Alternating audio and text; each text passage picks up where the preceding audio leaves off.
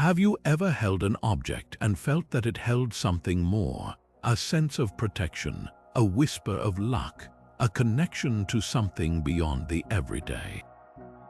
It's a feeling as old as humanity itself. Long before modern science explained the world in terms of atoms and energy, our ancestors saw the universe as alive with meaning, where even the smallest object could carry immense power. They believed that stones, metals, and symbols weren't just things. They were vessels of energy, guardians against the unknown, and bridges to the divine. In a world filled with uncertainty, these objects offered comfort, hope, and a tangible link to forces greater than themselves. That belief gave rise to one of the most intimate and universal practices across human history, the crafting and carrying of amulets. From the sun-baked deserts of ancient Egypt to the misty highlands of the Celtic world, from the bustling markets of the Roman Empire to the Silk Road trading posts of Asia, nearly every civilization embraced the power of the amulet. These weren't just ornaments or decorations, they were personal companions on life's journey, carefully chosen or crafted to attract fortune, deflect harm, or invite blessings. Imagine a mother in ancient Mesopotamia tucking a carved stone into her child's clothing to ward off illness, or a Roman soldier wearing an engraved signet ring for courage in battle. Amulets were silent witnesses to human hopes and fears, worn close to the body as constant reminders that we are never truly alone in facing life's mysteries. In this video, we're setting out on a journey to uncover the stories behind 35 of the most fascinating ancient amulets and their hidden meanings. We'll explore symbols that have endured for millennia, decode the secrets etched into metal and stone, and connect with the universal human longing for protection and meaning. Whether it's the iconic eye of Horus watching over the living and the dead, or the mysterious Norse runestones believed to shape destiny, each of these artifacts has a tale to tell, a window into the hearts and minds of those who came before us. So settle in and get ready to travel across time and culture, because what you're about to discover may just change how you see the objects and the beliefs that shape our world. Our journey begins in the land of the Nile, where one symbol stands out above all others for its profound and enduring meaning, the sacred scarab beetle. To understand its significance, we have to look at the world through the eyes of the ancient Egyptians. Every morning, they witnessed the sun disk, which they knew as Ra, rise triumphantly in the east, bringing life and warmth to the world. And every day they observed a humble beetle, the dung beetle, performing what seemed like a miniature miracle of its own. This beetle would carefully shape a ball of dung, roll it across the ground, and bury it. From that seemingly lifeless ball, new beetles would later emerge. This incredible cycle of life, death, and rebirth mirrored the sun's own daily journey across the sky and its nightly voyage through the underworld. The Egyptians saw this not as a simple coincidence, but as a powerful divine message. They named this beetle Khepri, and he became a manifestation of the sun god himself specifically, the god of the rising sun, the embodiment of creation and renewal. This deep connection to the most fundamental cycles of existence made the scarab a potent symbol of transformation and eternal life. It wasn't merely a good luck charm, it was a key to the afterlife. This belief was made tangible in the most sacred of Egyptian rituals, mummification. Priests would carefully remove the heart of the deceased during the embalming process, believing it to be the seat of the soul and the center of intelligence. In its place, they often positioned a large, beautifully carved scarab amulet, typically made from a green stone like basalt or serpentine, or from a brilliant blue-green ceramic known as faience. This special funerary scarab, often inscribed with spells from the Book of the Dead, was meant to protect the heart and stand in for it during the final, critical judgment in the Hall of Maat. There, the heart of the deceased would be weighed against the feather of truth. The scarab amulet was believed to possess the power to prevent the heart from bearing witness against its owner, thereby ensuring a positive outcome and a safe passage into the afterlife. But the scarab's power wasn't reserved solely for the dead. In daily life, smaller scarab amulets were immensely popular among the living. Crafted from a wider variety of materials including steatite, amethyst, or even precious metals and gems for the wealthy, these seals were worn as rings or strung on necklaces. The flat underside was frequently engraved with the names of pharaohs, protective deities, or powerful symbols, functioning as both a personal signature and a constant source of protection. People carried them to attract good fortune, to guard against evil spirits, and to invoke the scarab's regenerative energy for health and vitality. The humble dung beetle, through the profound beliefs of an entire civilization, was transformed into a timeless emblem of hope, a promise that just as the sun rises each morning, life, in some form, always finds a way to begin again. If the scarab was a promise of renewal, then the symbol that watched over that promise was undoubtedly the Eye of Horus.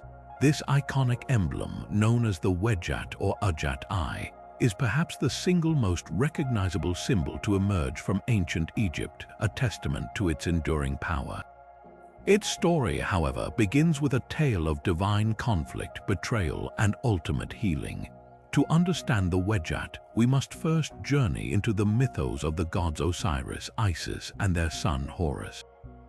Osiris, the wise and just ruler of Egypt, was murdered and dismembered by his jealous brother, Seth. The grieving goddess Isis used her powerful magic to resurrect Osiris just long enough to conceive their son, Horus. When Horus came of age, he sought to avenge his father and reclaim the throne from the usurper Seth. Their battle was epic and brutal. In one fierce confrontation, Seth managed to gouge out Horus's left eye, tearing it to pieces. But the eye was not lost forever. The god of wisdom and magic, Thoth, intervened. He searched for the fragments, gathered them, and through his profound knowledge restored the eye to wholeness. This act of restoration made the eye more than just a physical organ. It became a potent symbol of healing, making things whole again, and the triumph of order over chaos. This myth imbued the Wedjat Eye with its primary meaning, protection. It was believed to possess the power to ward off evil, negate curses, and deflect harm. This made it an indispensable amulet for both the living and the dead. In daily life, Egyptians of all social classes wore Eye of Horus amulets. They were crafted from a stunning array of materials, faience for the common person, or lapis lazuli, carnelian, and gold for the elite. Sailors would paint the symbol on the bows of their boats to ensure safe passage across the unpredictable Nile and into the Mediterranean, hoping to ward off storms and sea monsters. Mothers would adorn their children with small Wedjat beads strung on linen thread, a silent prayer for health and protection against childhood illnesses. It was a universal shield, a piece of divine power made portable, offering a sense of security in an often dangerous world. Its role, however, reached its zenith in the realm of death and the afterlife. Just as the scarab protected the heart, the Eye of Horus was crucial for the protection and restoration of the entire body. Amulets made of red jasper or carnelian were frequently placed within the mummy's wrappings, specifically over the incision made by the embalmers. Its healing properties were invoked to magically seal this wound, ensuring the body remained complete and intact for its resurrection. The Wedjat was also closely associated with offerings. In tomb paintings, it is often depicted alongside heaps of food and goods. This is because the eye, having been restored, represented a concept the Egyptians called making whole or making sound. It was a symbol of abundance and restitution. Offerings to the dead were thus made in soundness through the power of the Eye of Horus, guaranteeing their completeness and efficacy for eternity. Beyond its mythology and spiritual function, the Eye of Horus reveals the Egyptians' sophisticated understanding of the world in a surprising way: mathematics. The 6 parts of the eye, the eyebrow, pupil, corner, and so on, were not arbitrary. Each fragment was assigned a specific fraction of a hecat, a unit of volume used for measuring grain. The eyebrow represented 1/8, the pupil 1/4, the corner 1/16, and so on. When you add these fractions together, they total 63/64. The missing 1/64 was not seen as an error, but was believed to be supplied magically by Thoth, completing the whole through divine intervention. This intricate system transformed the symbol from a mere protective charm into a tool for calculation, a fusion of religion, art, and science that is utterly fascinating. It is this incredible depth of meaning encompassing healing, protection, sacrifice, royal power, and mathematical precision that has allowed the wedjat to transcend its ancient origins. You can find it today on modern jewelry, in video games, and even in popular television shows, a timeless icon that continues to offer a sense of wholeness and watchful protection thousands of years after it was first conceived by the artisans on the banks of the Nile. While the Eye of Horus offered protection and the scarab promised rebirth, another symbol held the very essence of existence itself, the Ankh. Instantly recognizable with its unique T-shape topped by a teardrop loop, the Ankh is more than just a hieroglyph. It is the ancient Egyptian word for life, but its meaning encompasses so much more: the breath of life, the eternal spirit, and the promise of immortality. Its origins are shrouded in mystery, with theories suggesting it may represent a sandal strap, symbolizing the long journey of life and death, or perhaps a mirror reflecting the soul's true nature. But the most compelling idea connects it to the vital inundation of the Nile. Imagine the annual flood, where the river's life-giving waters would flow into the canals that fed the fields. The Ankh's shape beautifully mirrors this. The loop is the Nile Delta, the horizontal bar represents the banks of the river, and the vertical line is the fertile path the water takes into the land. It was a symbol of divine generosity, a gift from the gods that sustained all of Egypt. This profound connection to life's source made the Ankh a constant companion of the gods and pharaohs. In temple and tomb paintings, you almost never see a deity without one. It is typically held in the hand, loop-gripped, with a crossbar presented to the nose of a king or a mortal. This was not a casual gesture. It was the act of giving the breath of life, a sacred transfer of divine energy and vitality. Gods like Isis and Hathor are frequently depicted offering the Ankh, cementing their roles as life-givers and protectors. For the pharaoh, who was a god on earth, the Ankh was a symbol of his divine right to rule and his role as the intermediary between the people and the pantheon. He was the guarantor of mat order and balance, and the Ankh was his tool to maintain the cosmic harmony that allowed life to flourish. In countless reliefs, we see pharaohs being anointed with the Ankh by the gods, a powerful visual declaration that their authority was literally life-giving for the entire nation. Beyond grand state imagery, the Ankh was deeply woven into the fabric of daily life and death. In rituals, priests would carry Ankh-shaped mirrors, believing the reflective surface could capture and harness the power of the sun god Ra. These ritual objects were not merely decorative, they were functional tools for channeling divine energy. As a protective charm, the Ankh was ubiquitous. Common people wore amulets made of faience, wood, or copper to attract health and good fortune. It was believed to be a powerful ward against illness and misfortune, a personal key to unlocking a long and healthy life. Its promise, however, truly came to fruition in the afterlife. Ankh amulets, often crafted from vibrant red carnelian to evoke the blood of life, were placed within mummy wrappings. The goal was to ensure the deceased would not just survive in the next world, but would live fully, breathing the air of eternity and enjoying all the pleasures of a restored existence. It was the ultimate guarantee of immortality. The influence of the Ankh did not end with the fall of the pharaohs. Its powerful, elegant form has transcended millennia to become a global icon. In the 1960s and 70s, it was adopted as a symbol of the counterculture movement, representing a search for ancient wisdom and spiritual alternatives. It found a natural home in various modern neo-pagan and mystical traditions, often symbolizing eternal life and a connection to the divine feminine. Today, its shape is instantly recognizable on jewelry, in fashion, and throughout popular culture, from comic books to television shows. Its enduring appeal lies in its simplicity and the universal, powerful idea it represents: a hope for life, a fascination with eternity, and a tangible connection to one of history's most captivating civilizations.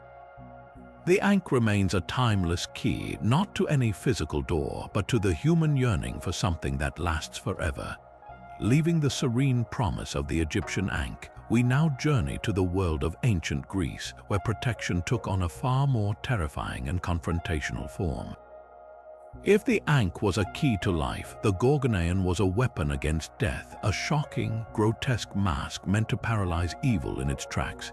This powerful amulet featured the severed head of the Gorgoneion, most famously the monster known as Medusa.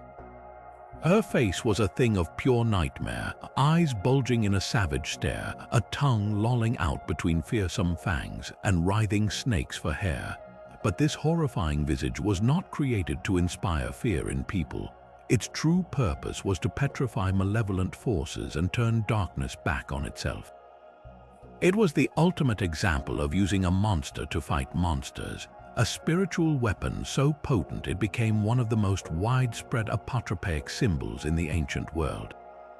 To understand the power this image held, we must delve into its tragic mythological origins. Medusa was not always a monster. Ancient poets like Ovid tell us she was once a beautiful maiden, a priestess of the goddess Athena. Her great offense was being pursued by the god Poseidon within Athena's sacred temple. In a fit of divine wrath, Athena transformed Medusa's lovely hair into a nest of venomous serpents and cursed her with a face so horrifying that any living thing that looked upon it would instantly turn to stone. She was exiled, and her very existence became a curse. The hero Perseus was then tasked with retrieving her head. Armed with a reflective shield from Athena, a sword from Hermes, and winged sandals, he managed to decapitate her while she slept, using the shield's reflection to avoid her deadly gaze. From her neck sprang the winged horse Pegasus and the giant Chrysaor, symbols of her tragic and complex nature. When Perseus later used the head to defeat his enemies, its power was proven, and upon giving it to Athena, the goddess affixed it to the center of her aegis, a divine goatskin shield. This act transformed the symbol from a tool of a hero into a permanent fixture of divine protection. This myth is the key to the Gorgoneion's function. It was the act of beheading that was crucial. The severed head, though dead, retained its active, petrifying power. This made it the perfect symbol to cut off evil or to stop a negative force dead in its tracks. Its application was incredibly diverse. Greek hoplites, the citizen soldiers who fought in phalanx formation, would have the Gorgoneion painted on their round shields or embossed on their bronze breastplates. The logic was brilliantly direct. In the chaos of battle, an enemy would see this terrifying face staring back at them, a psychological weapon meant to instill doubt and break their courage. But its primary target was understood to be the unseen evil and misfortune that hovered around conflict. Similarly, the symbol was carved over doorways and gates of cities and homes. Positioned at these thresholds, the Gorgoneion acted as a spiritual sentry, its wide-eyed gaze ensuring that harmful spirits or ill fortune could not cross into the protected space within. It was even stamped on everyday objects like wine jugs and storage containers, guarding the contents against spoilage and misfortune. The artistic depiction of the Gorgoneion evolved dramatically over centuries, reflecting changing attitudes towards the figure of Medusa herself. The earliest archaic versions from the 7th and 6th centuries BCE are truly monstrous and almost abstract. The face is round and mask-like, with a wide, grimacing mouth full of sharp boar's tusks, a lolling tongue, and a bristling beard. This was not a human face, but a composite of every frightening creature the Greeks could imagine, designed for maximum apotropaic impact. By the classical period, the portrayal began to soften slightly. While still fearsome, the features became more harmonized and humanized. The famous Medusa Rondinini sculpture showcases this shift. Her face is beautiful yet tragically sorrowful, with snakes coiled peacefully in her hair. This evolution suggests a growing cultural empathy for her story, viewing her not just as a monster but as a victim of divine fate whose power could be harnessed for good. This nuanced view allowed the Gorgoneion to remain a potent symbol of protection for centuries. Its power derived from both its capacity to terrify evil and its profound, tragic story of transformation and resilience. From the terrifying gaze of the Gorgoneion, we travel to a symbol that offered protection through an entirely different and far more surprising image. In the bustling streets of ancient Rome, one of the most common and powerful charms was not a fearsome monster or a graceful symbol of life, but a simple, often whimsical phallus. This was the fascinus, a word derived from the Latin verb fascinare, meaning to cast a spell or to bewitch. Its purpose was precisely to break such spells, specifically the dreaded evil eye, a malevolent curse believed to be brought on by a look of envy or jealousy that could bring misfortune, illness, or ruin. The logic behind the fascinus was beautifully straightforward and rooted in Roman belief.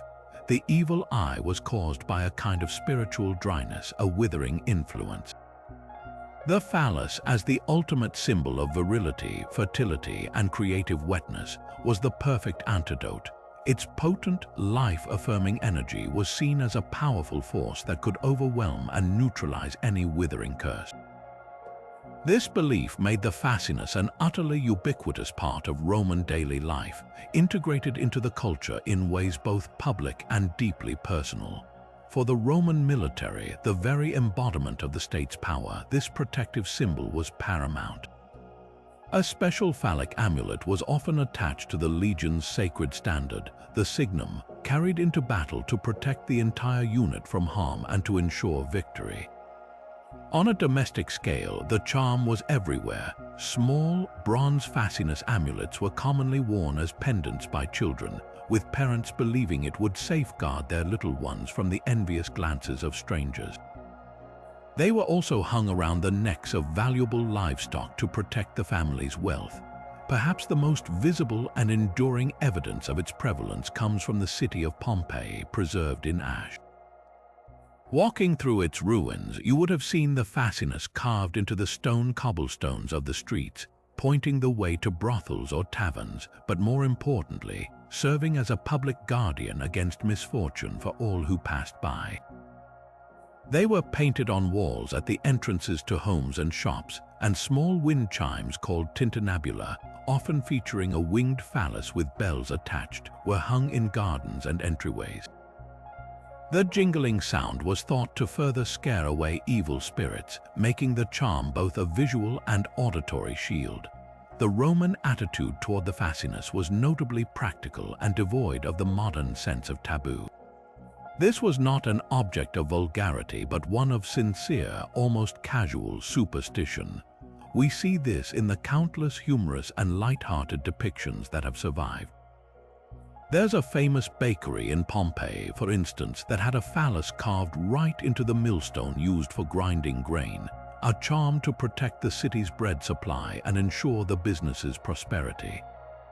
Another wonderful example is a mosaic from a home entrance which depicts a phallus with wings and the inscription, Hic habitat felicitas, here dwells happiness. For the Romans, this was no joke, it was a genuine declaration. The phallus was a bringer of good fortune, a welcome guest in any home.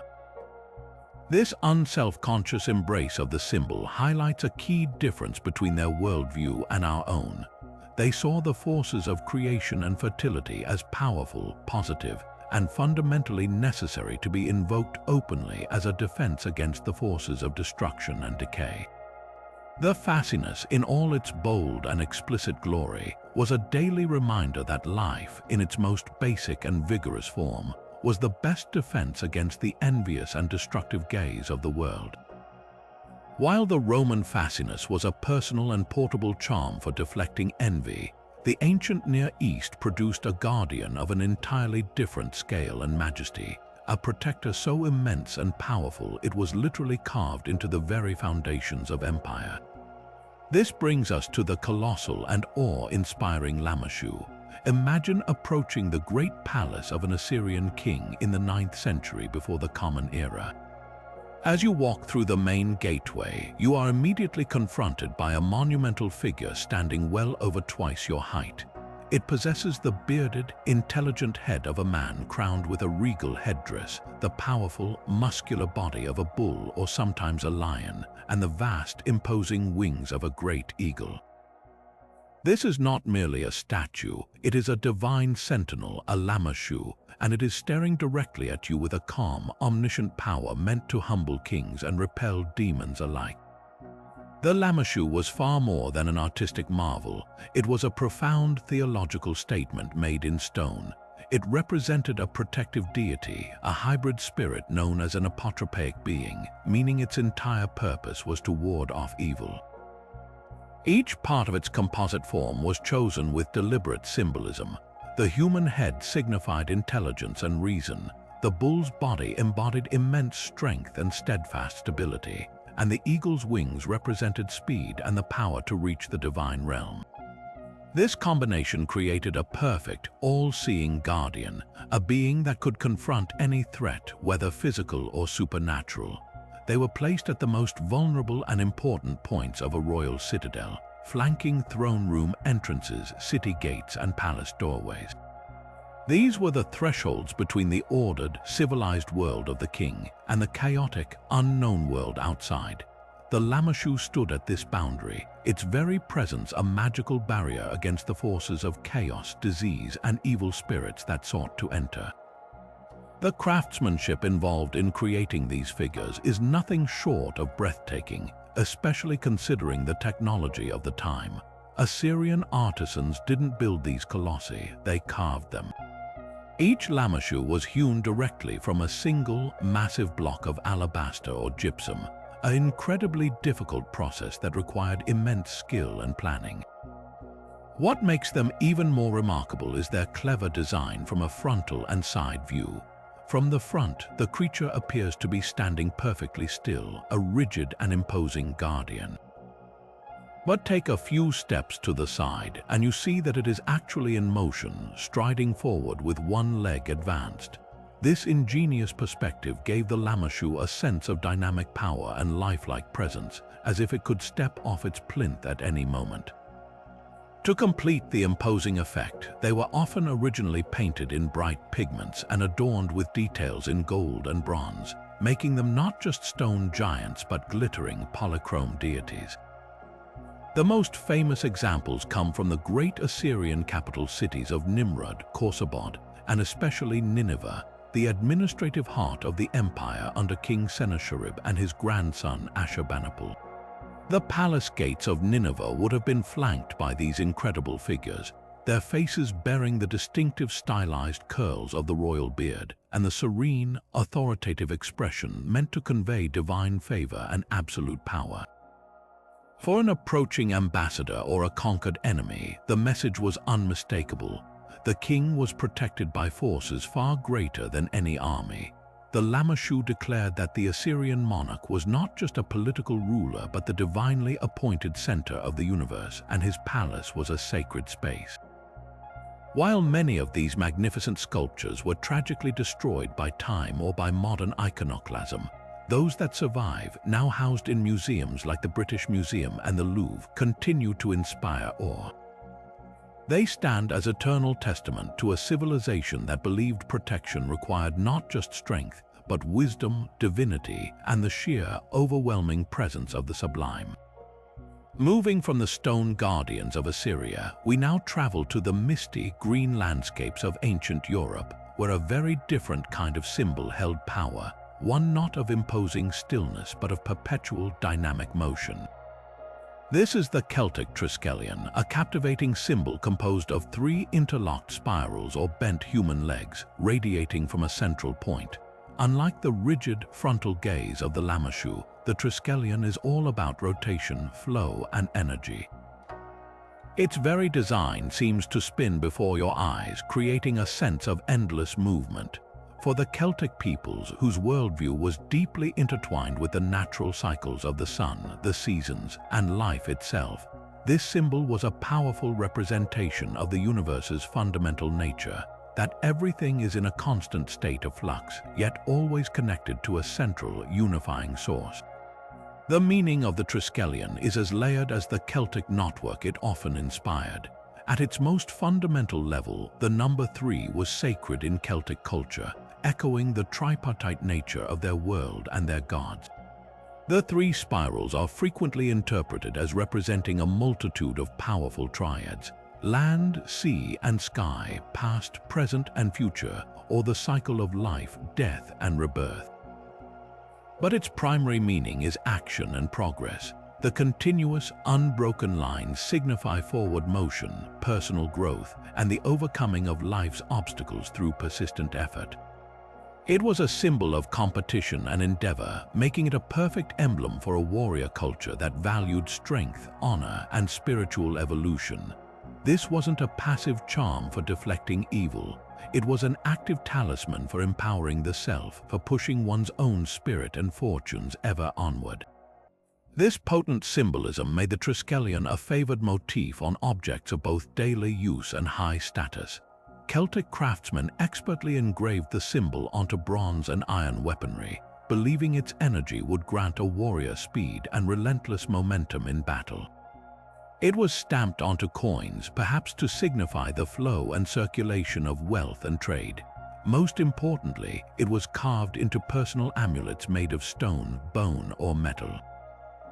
These were worn by individuals seeking its protective and empowering properties, to attract good fortune on a journey, to ensure success in an undertaking, or to aid in spiritual development by aligning one's own life with the universal cycles the symbol represented.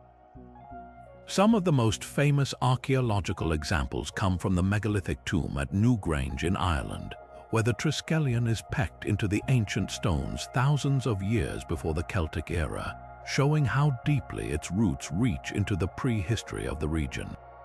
After centuries of dormancy following the Roman conquests and the spread of Christianity, the Triskelion has experienced a magnificent modern revival.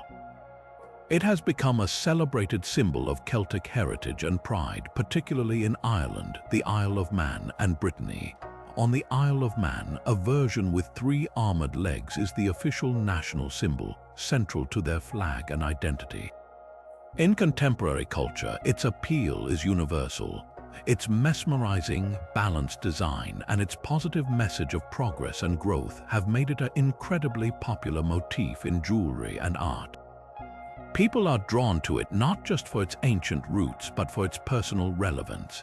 It serves as a wearable reminder that life is a journey of continuous motion, that we are always evolving, and that even in the midst of constant change, we remain centered and whole.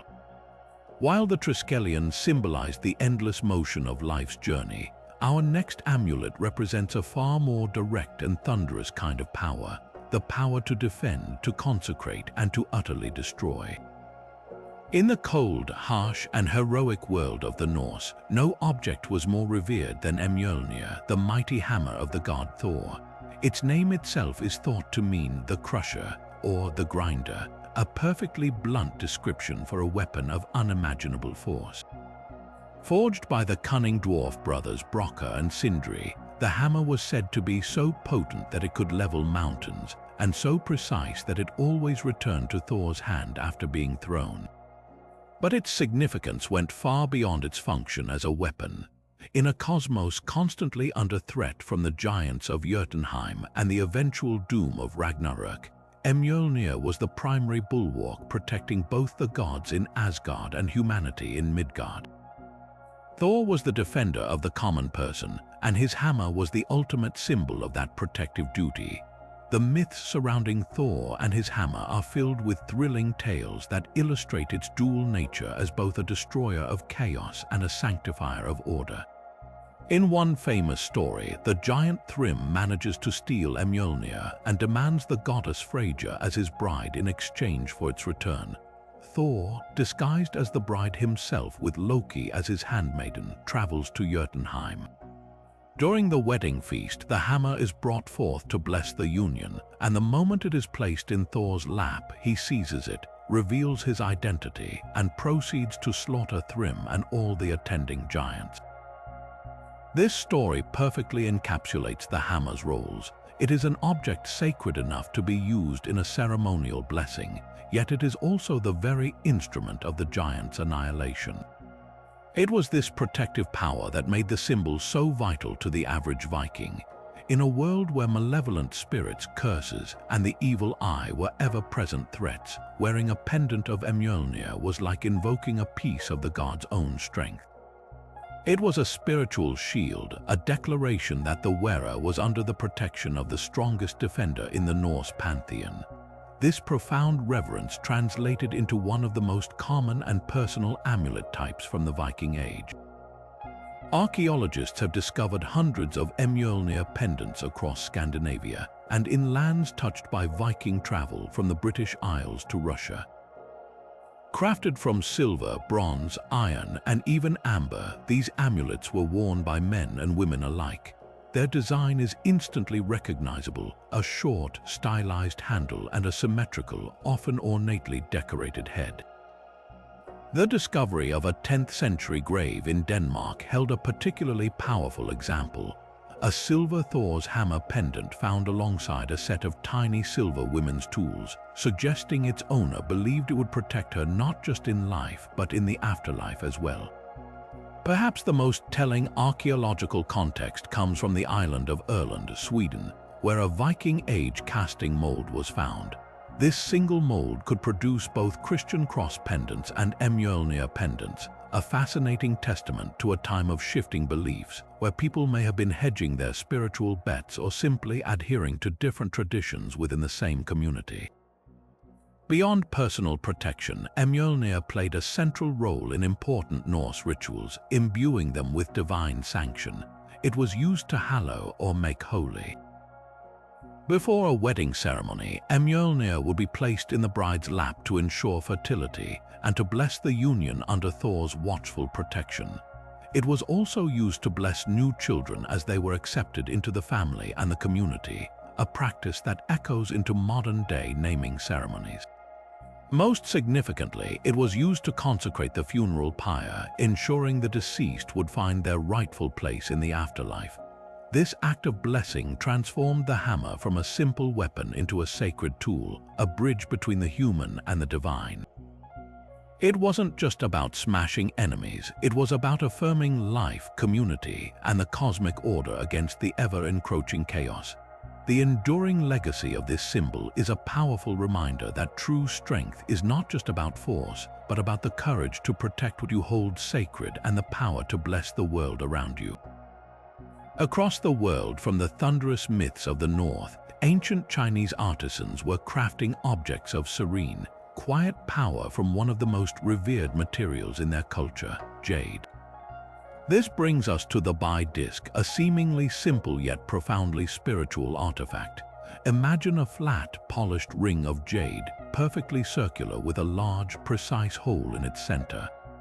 Its form is elegant in its simplicity, but to the ancient Chinese, this was far more than a decorative object. It was a cosmic diagram, a symbol of the heavens themselves, and a key to the afterlife. The smooth, unadorned surface of the disc represented the boundless, endless sky, while the central hole was the gateway, the axis mundi connecting the earthly realm with the divine. This belief made the Bai disc an essential companion in death, placed within tombs to guide the soul of the noble deceased on their journey to the stars.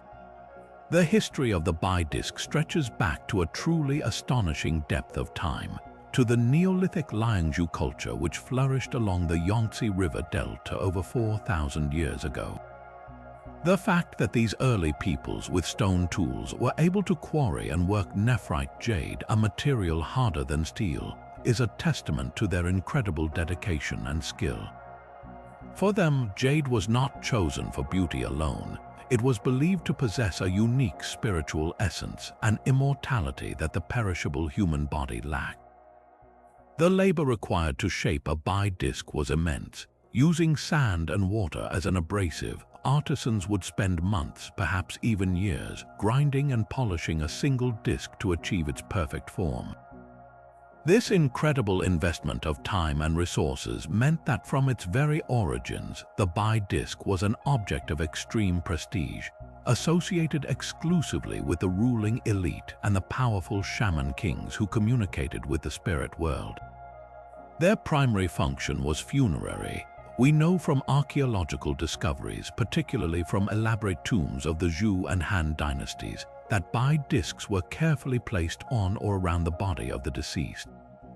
They were often positioned on the chest, over the heart, or arranged in a circle around the outer coffin. The belief was that the disc's cosmic power would protect the soul from malevolent spirits during its dangerous journey to the afterlife.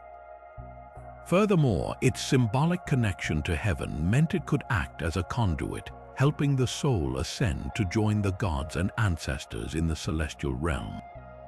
The number and quality of bi-discs interred with an individual directly reflected their social status and wealth. A king or high noble would be buried with dozens of exquisite discs, while a lower-ranking official might have only one or two simpler examples. This practice wasn't just about spirituality. It was a very public display of power and lineage, a final declaration of one's importance in the structured hierarchy of ancient Chinese society. While the classic bi-disc is a plain, unadorned circle, the artistry evolved dramatically over the centuries. During the Eastern Zhou dynasty, artisans began to transform these ritual objects into breathtaking works of art. The surfaces of discs were meticulously carved with intricate patterns that seemed to shimmer and move in the light. One common motif is the raised spirals known as grain patterns, which cover the disc like a field of tiny seeds, perhaps symbolizing fertility and renewal. Later, during the Warring States period, we see the introduction of magnificent openwork decoration around the central hole. These additions feature stylized dragons and phoenixes twisting and intertwining powerful celestial creatures that would further aid and protect the soul in its ascent. The craftsmanship is so fine and precise that it defies comprehension, achieved without any metal tools harder than the jade itself. The legacy of the bi-disc is beautifully preserved in museums around the world. The Smithsonian's Freer Gallery holds a stunning example from the late Zhou period. Its dark green nephrite surface carved with an elegant, rhythmic pattern of raised dots. The British Museum displays a magnificent Han Dynasty bi, larger and heavier, with a subtle, creamy hue that speaks to its immense age. Looking at these objects today, we are not just looking at ancient art, we are looking at a solidified belief system. The bi-disc is a perfect, silent circle that contains an entire universe of meaning, a promise of protection, a map of the heavens, and an eternal expression of the human hope that death is not an end, but a passage to something greater. Now we cross a vast ocean and journey deep into the heart of Mesoamerica, to a civilization whose spirituality was as complex and dramatic as its pyramids, the Aztec Empire. Here we encounter an amulet of profound and fearsome power, one that reflects not the user's image, but the very fabric of fate and the smoke of destiny itself. This is the obsidian mirror of Tezcatlipoca, one of the most important and terrifying gods in the Aztec pantheon. His name translates to smoking mirror, a direct reference to the polished obsidian discs that were his primary symbol and a powerful tool of his priestly followers. Unlike the protective, life-affirming symbols we've seen, this mirror did not offer comfort.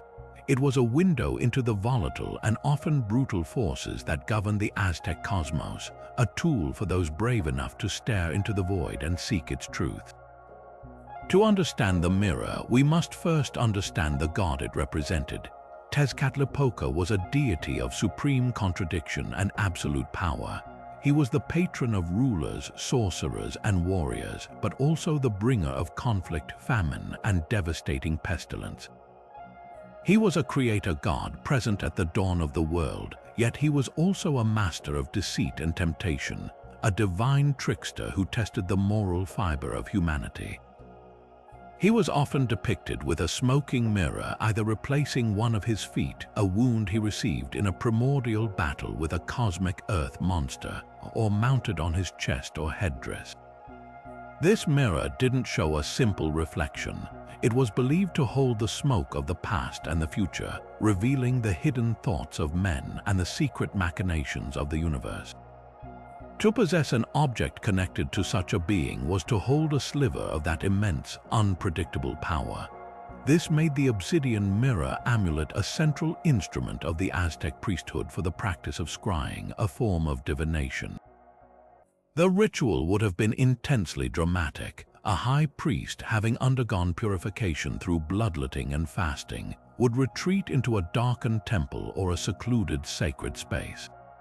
He would hold the polished mirror, or perhaps have it mounted on a stand before him, and stare into its impossibly deep, glassy black surface. By focusing his gaze and entering a trance-like state, often aided by chanting or the inhalation of sacred psychoactive substances, the priest would begin to see shapes and visions forming in the play of light across the volcanic glass.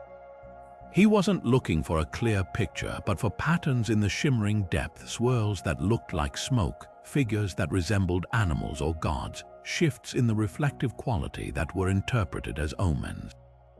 These visions were believed to be messages from Tezcatlipoca himself, used to predict the outcomes of battles, to identify threats to the state, or to diagnose the spiritual causes of illness. Beyond its use in formal divination, the mirror was also a potent personal amulet and a symbol of elite status. Worn by nobles and revered warriors, a small, finely polished obsidian disc served as a declaration of one's connection to the divine and a plea for the god's formidable protection. However, this protection came with a price. Tezcatlipoca was known as an ever-present, all-seeing god. His mirror saw everything. To wear it was to place oneself under his constant, demanding gaze, accepting his favor along with his fickle and often harsh tests. These amulets were masterpieces of lapidary art. Aztec craftsmen used reeds and sand to painstakingly grind and polish blocks of volcanic obsidian into perfect, concave circles with edges often beveled to a razor sharpness. The resulting surface was not perfectly clear like modern glass, but had a mysterious, smoky depth with subtle ripples and inclusions that only added to its mystical aura. To hold one even today is to feel the weight of that ancient, formidable belief, a direct line to a god who saw all, knew all, and held the power to shape destiny in the smoke of his mirror. From the mystical smoke of Tezcatlipoca's mirror, we now travel to a pivotal moment in history where a single symbol, born from a divine vision, would come to define an empire and shield the souls of millions. This is the story of the Cairo Christogram, a sacred monogram that became one of the most powerful amulets of the early Christian world. Its design is elegantly simple. It combines the first two letters of the Greek word for Christ, Christos. The chi is represented by the letter X and the rho by the letter P, superimposed one over the other. But this simplicity belied a power that would eventually be carried onto battlefields, stamped onto the currency of an empire, and worn close to the heart by countless faithful, serving as both a declaration of belief and a potent plea for divine protection.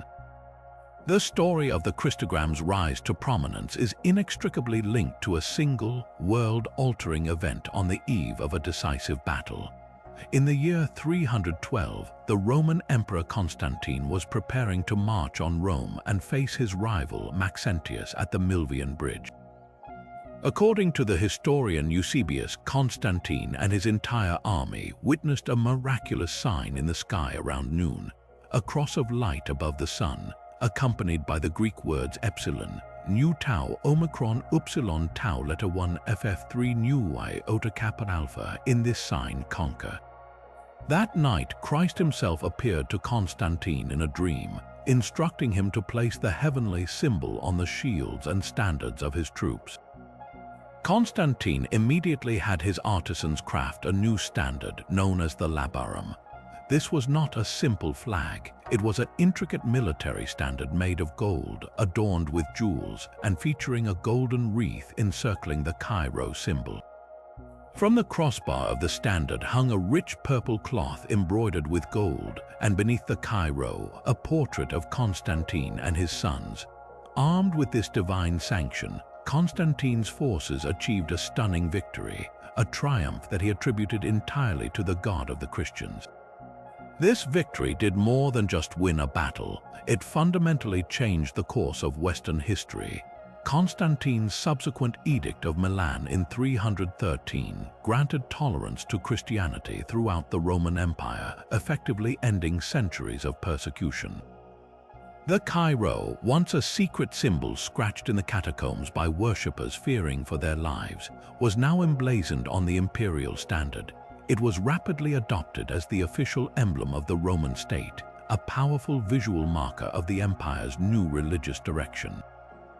This transformation reached its peak later in the 4th century when Emperor Theodosius I made Christianity the official state religion of the Roman Empire, solidifying the Christogram's place at the very heart of imperial power and identity. As the Western Roman Empire eventually crumbled, the Eastern Roman Empire, which we now call the Byzantine Empire, became the bastion of Orthodox Christianity for another 1,000 years. In Byzantium, the Christogram evolved from an imperial standard into a deeply personal and ubiquitous amulet. Its apotropaic power, its ability to ward off evil, was embraced by people from all walks of life. Byzantine soldiers, much like Constantine's legionaries, had the symbol engraved on their armor and shields, believing it would protect them physically and spiritually in combat. It was minted onto gold and bronze coins, ensuring that every transaction carried a tiny stamp of faith, and perhaps most intimately, it was crafted into jewelry. Exquisite examples of Chi-Rho pendants have been discovered by archaeologists, made from gold, silver, and bronze, often worn alongside crosses. These were not merely decorative, they were a wearable form of prayer, a constant, tangible reminder of God's protection against illness, misfortune, and demonic influence. The artistic legacy of the Christogram is magnificently preserved in the breathtaking mosaics of the Byzantine era. In the Mausoleum of Galla Placidia in Ravenna, Italy, a stunning 5th century mosaic covers the entire ceiling with a deep blue night sky filled with golden stars. At the center of each of the 4 lunettes is a golden Chi-Rho, standing as a beacon of eternal light and salvation against the dark. This imagery powerfully reinforces the amulet's purpose, to be a guiding light in the darkness, a promise of divine order amidst the chaos of the world. The symbol also appeared on everyday objects, from the seals used to authenticate official documents to the simple oil lamps that lit humble homes. This pervasive presence shows how the Chi-Rho transcended its imperial origins to become a deeply integrated part of daily life and personal spirituality. It was a symbol that offered the same promise to an emperor on his throne as it did to a common woman in her home, that through faith one could find protection, victory, and a connection to something truly eternal. While the Chi-Rho offered protection through faith, our journey now takes us to a symbol that provides sanctuary through the very structure of the universe itself. From the imperial banners of Byzantium, we travel to the ancient spiritual landscape of India, where we encounter an amulet not of metal or stone, but of sacred geometry, the magnificent and intricate Sri Yantra. In the Hindu and Tantric traditions, a yantra is far more than a mere diagram. It is a precision instrument for the mind and spirit, a visual mantra, and a concentrated map of cosmic energy. And among all yantras, the Sri Yantra reigns supreme. Its name translates to sacred instrument or sacred machine, and it is revered as the queen of all yantras, a powerful amulet believed to generate spiritual protection, manifest abundance, and guide the meditator toward ultimate realization. To the untrained eye, the Sri Yantra appears as a mesmerizing, complex pattern of interlocking triangles. but its design is a profound and deliberate act of sacred architecture. At its heart lies a central point, or bindu, representing the absolute reality, the unmanifest source of all creation, the moment before the Big Bang of consciousness. Radiating outward from this still center are 9 interlocking triangles, perfectly balanced. 5 of these triangles point downward, symbolizing the divine feminine, creative energy of the universe, known as Shakti. The 4 triangles pointing upward represent the divine masculine, consciousness, or Shiva. Their perfect interweaving creates 43 smaller triangles, symbolizing the entire process of cosmic evolution, from the unmanifest to the manifest world. This entire matrix is then enclosed within 2 concentric rings of lotus petals, representing the unfolding of spiritual purity, and finally, a square earth palace with 4 gates, symbolizing the stability and boundaries of the material world we inhabit. This intricate geometry makes the Sri Yantra a powerful tool for meditation and a potent spiritual amulet. When used in practice, it is not simply looked at, it is entered. A meditator will focus their gaze slowly from the outer gates toward the inner bindu, a process known as involution. This reverses the outward flow of consciousness and guides the practitioner back to their own sacred center, stilling the mind and facilitating a deep state of union. As a physical amulet, the Sri Yantra is often engraved on copper or gold plates and placed in homes or places of business. It is believed to act as a spiritual battery, harmonizing the energy of its environment, neutralizing negative influences, and attracting positive vibrations of prosperity and well-being. The precision of its angles and lines is said to create a powerful energy field, making the space within its influence a sanctuary for peace and spiritual growth. The origins of the Sri Yantra are deeply rooted in tantric traditions, which emerged around the middle of the first millennium of the Common Era.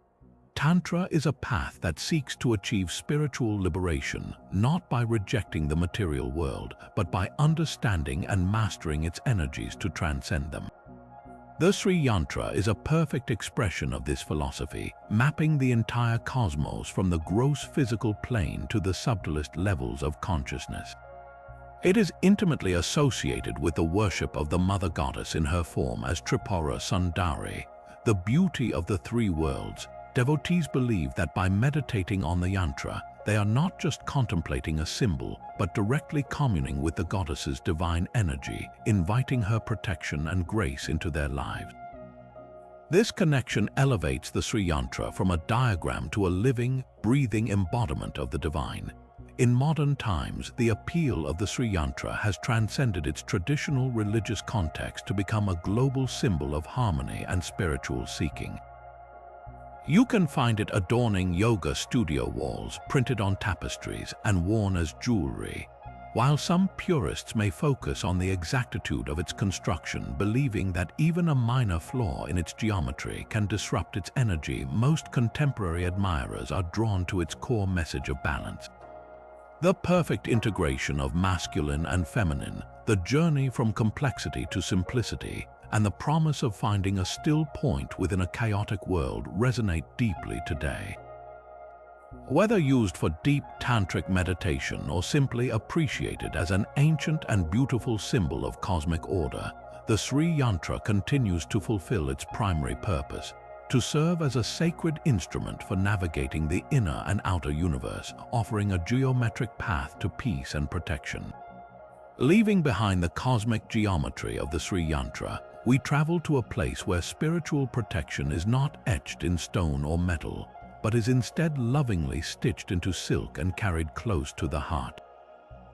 In the sacred spaces of Japan, from the grand gates of ancient Shinto shrines to the serene temples of Buddhism, you will find small, elegant pouches called omamori.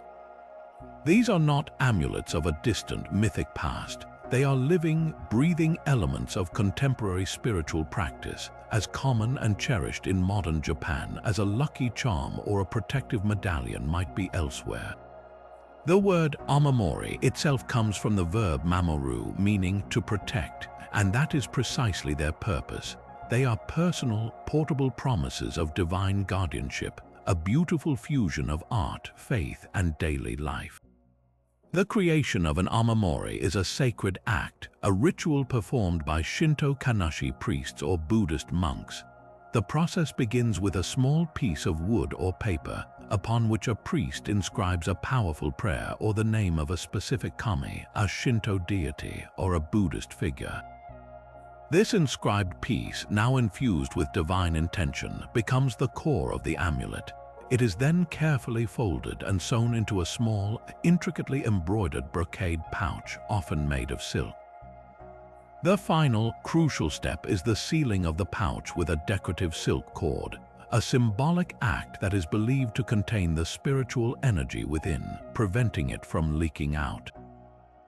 This is why it is considered extremely important never to open an amamori. To do so would be to release its protective power, rendering it inert. The entire object is a miniature work of art, with designs and colors that often correspond to the specific shrine or temple it comes from, or to the particular deity being invoked. What makes amamori so special is their incredible specificity. Unlike a general good luck charm, they are tailored for nearly every aspect of human concern. Walking up to the counter at a major shrine like Tokyo's Meiji Jingu or Kyoto's Kiyomizu-dera, you are presented with a dazzling array of choices. There are Kotsu Anzan amamori for traffic safety, often featuring a charm in the shape of a car which are hung from rearview mirrors. Students and scholars purchase Gakujo Joju charms for academic success, especially during the intense exam season. You can find amamori for business prosperity, Shobai Hanjo, for easy childbirth Anzan, for marital harmony Enmusubai, and for general health and well-being. There are even Yakayok amamori specifically designed to ward off bad luck during unlucky years in the traditional zodiac cycle. This specificity allows individuals to seek divine assistance for their most pressing personal challenges, making the spiritual support feel direct and immediate. The way people integrate these amulets into their daily routines is a testament to their deep personal significance. You won't see them displayed ostentatiously. Their power is quiet and personal. A student might slip an academic success amamori into their pencil case on the day of a university entrance exam, clutching it for a moment of calm before the test begins. A new driver will carefully tie a traffic safety charm to their car's mirror, offering a silent prayer for protection each time they get behind the wheel. Many people carry a general protection amamori in their wallet or handbag, a constant, subtle companion throughout the day. Others might place one in their home, perhaps near the family altar or tucked under a pillow to ensure a peaceful and protected household. They are not considered magical objects that guarantee a result, but rather as focal points for intention and reminders of a connection to the divine, encouraging the holder to act in ways that align with their hopes. The life cycle of an amamori is also deeply ritualized. It is generally believed that their protective power lasts for about 1 year, often aligned with the Japanese New Year. After this time, the energy within is thought to have been expended in its protective duties. Rather than simply being thrown away, old amamori are treated with great respect. They are returned to the shrine or temple where they were purchased, often in special collection boxes. In a ceremony usually held once a year, the priests gather all the returned amulets and ritually burn them in a sacred fire, a practice known as oyaki. This act is not one of disposal, but of gratitude, a way of respectfully releasing the spent spiritual energy and returning it to the gods. This cycle of creation, use, and respectful return completes the relationship between the devotee, the divine, and the humble, embroidered pouch that connects them, a continuous loop of faith that has been spinning for centuries. From the meticulously stitched silks of Japan, we now travel across the Pacific to the great forests of North America, where protection takes a form as delicate as a spider's web and as profound as the night sky. This brings us to the Dreamcatcher, one of the most recognizable and meaningful amulets to emerge from Native American culture. Its origins are deeply rooted in the spiritual traditions of the Ojibwe people, known also as the Chippewa, whose ancestral lands span the Great Lakes region. For them, the Dreamcatcher was not a decorative item. It was, and for many still is, a sacred object of protection, specifically designed for the most vulnerable members of the community, newborn babies and young children. It served as a spiritual filter for the night, a guardian placed above the cradle or sleeping area to sift through the dreams that travel on the night air. The beautiful legend behind its creation most commonly centers on Asibikoshi, the Spider Woman. In Ojibwe storytelling, Asibikoshi is a caring, maternal figure who watched over all her people, especially the children. As the Ojibwe nation spread across the land, it became difficult for her to reach every cradle. So, she taught the mothers and grandmothers how to weave the magical webs for their children. These webs, constructed in a circular wooden frame, would act as HER Chinese letter, catching all the dreams that floated through the night. The good dreams, knowing their way, would slide down the soft feathers and gently enter the mind of the sleeping child. The bad dreams, confused and entangled in the web, would be held until the first light of dawn, when the rays of the sun would vaporize them, rendering them powerless. Every element of a traditional dream catcher is a rich repository of symbolism.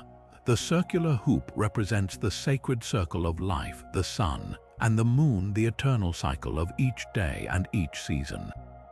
The web woven inside is a perfect representation of the interconnectedness of all life, how our choices and paths are linked to one another and to the natural world. The number of points where the web connects to the hoop can also hold significance, sometimes corresponding to the 7 prophecies of the Ojibwe or the 8 legs of the spider. A traditional dream catcher features a single hole in the center of the web, symbolizing the pathway through which good dreams and positive energy can enter. Hanging from the bottom of the hoop is 1 or more sacred feathers. The feather is incredibly important. It represents breath, air, and the element of movement. It is the soft ladder that allows the good dreams to descend peacefully to the dreamer.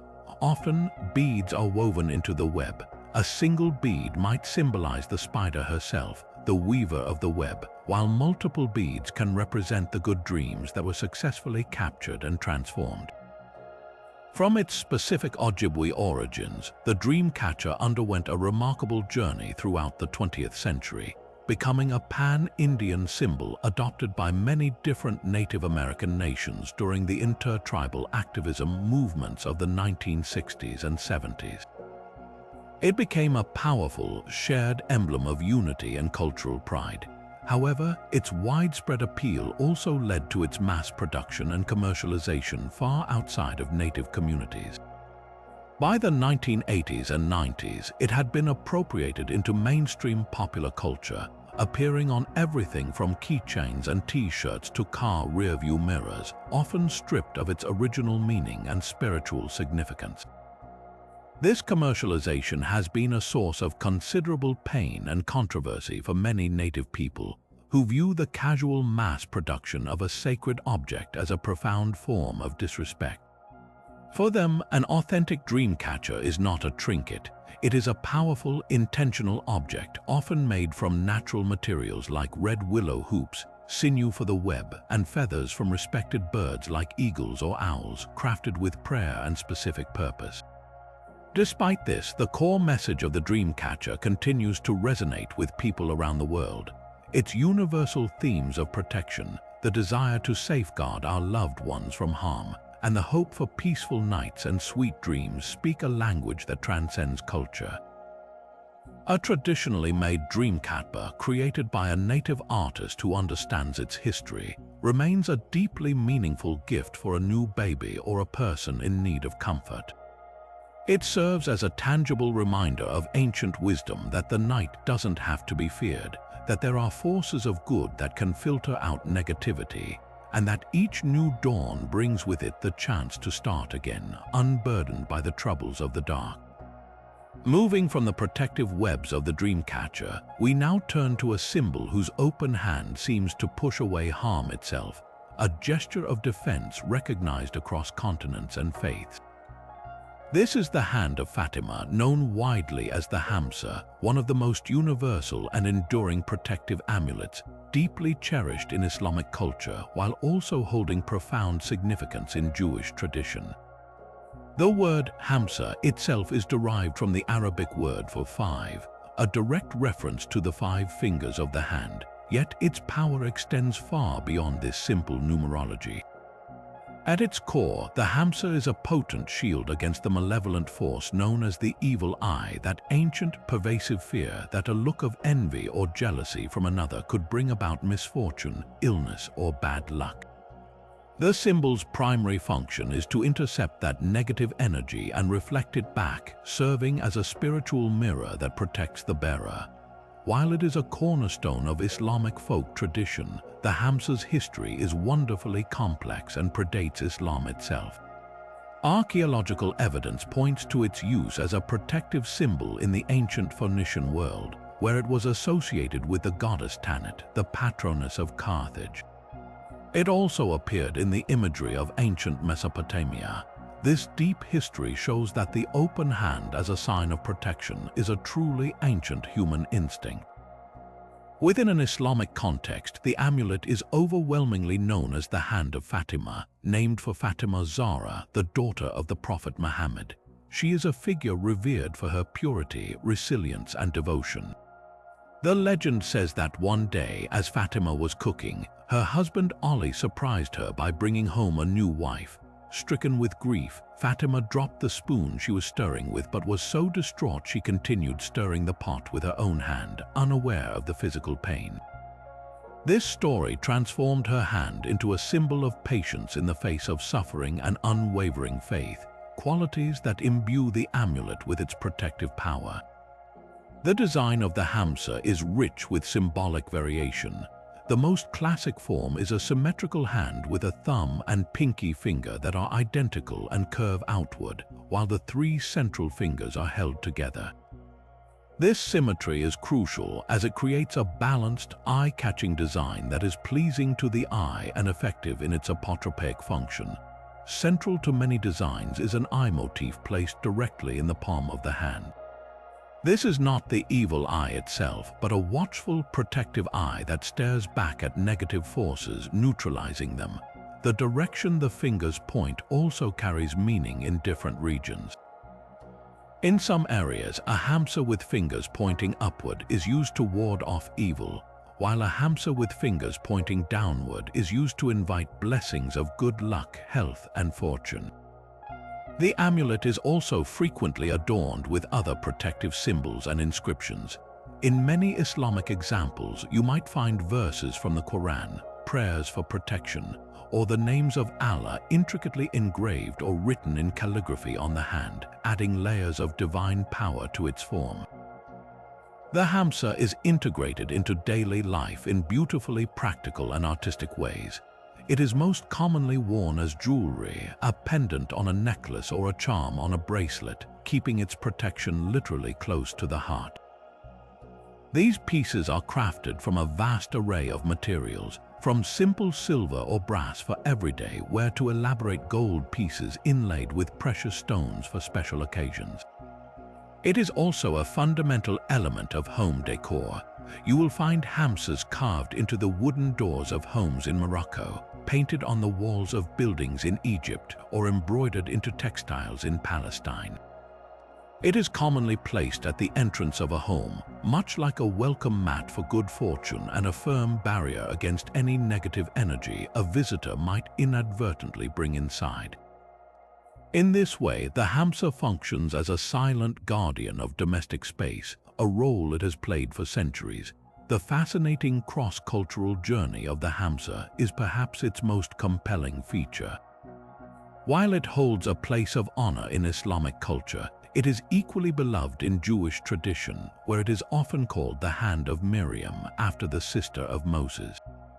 For many Jews, particularly those from Sephardic and Mizrahi communities across North Africa and the Middle East, the Hamsa has been a shared cultural symbol with their Muslim neighbors for generations.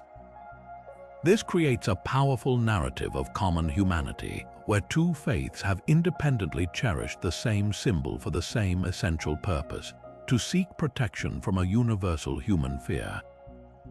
This shared usage is a beautiful testament to how folk traditions can create bridges between cultures. You can find almost identical Hamsa amulets in the markets of Marrakech and Jerusalem, a silent echo of a time when these communities lived side by side and shared a common visual language of protection and hope. Today, the Hamsa has transcended its specific religious origins to become a global symbol of peace, protection, and good fortune. Its open hand, a silent, powerful plea for safety in a complex world. Few symbols from the Viking Age are as instantly recognizable and yet as shrouded in mystery as the Valknut. This powerful image, composed of 3 interlocking triangles, appears on a handful of ancient runestones and artifacts, always in contexts that hint at life, death, and the divine. Its name itself is modern, a combination of the Old Norse words valor, meaning slain warrior, and nut, meaning knot, thus literally the knot of the slain. This name perfectly captures its most widely accepted association, a symbol intrinsically linked to Odin, the chief of the Norse gods, and to the fate of warriors who died in battle. To wear or carve this symbol was to acknowledge a sacred bond with the All-Father and to express a hope for his favor, both on the battlefield and in the hallowed halls of the afterlife. The connection to Odin is undeniable and is woven directly into the archaeological record. The most famous examples of the Valknut appear on picture stones from the island of Gotland in Sweden. On the Stora Hammer stone, for instance, the symbol is carved prominently above a scene that depicts what many believe to be a blood eagle sacrifice, a gruesome ritual dedicated to Odin. On the Tezcatlipoca stone, the Valknut appears beneath a horse and beside a warrior with a spear, Odin's signature weapon. In these depictions, the symbol isn't just decorative, it acts as a narrative marker, signaling the presence of the god and his dominion over the scene. Odin was not just a god of war, but a god of the right kind of war, death. He was the master of Valhalla, the great hall where his handmaidens, the Valkyries, would bring the souls of half the warriors who died bravely in combat. The other half would go to Freyja's field, Folklore. The Valknut, therefore, becomes a symbol of this selection, a visual prayer to be chosen by the Valkyries and welcomed into Odin's eternal army, where one would feast and fight until the dawn of Ragnarök. Beyond its association with slain warriors, the 3 interlocked triangles of the Valknut are believed to hold deeper cosmological significance. The number 3 was profoundly sacred in Norse mythology, representing harmony and completeness. This is evident in the 3 roots of the world tree Yggdrasil, the 3 Norns who weave the fate of all beings at the Well of Urther, and the 3 primary realms of existence, Asgard, Midgard, and Helheim. The interlocking nature of the triangles could symbolize the interconnection of these realms, the celestial, the earthly, and the underworld, and the belief that Odin, as a master of magic and ecstatic states, could travel between them all. It might also represent the binding and unbinding of the mind or spirit, a concept central to Odin's nature. He was a god of mental binds and breakthroughs who could use his power to paralyze enemies in fear or to free his own consciousness to wander the cosmos. This multifaceted meaning transforms the Valknut from a simple battle charm into a complex symbol of cosmic order, fate, and the god's power over the boundaries of life and death.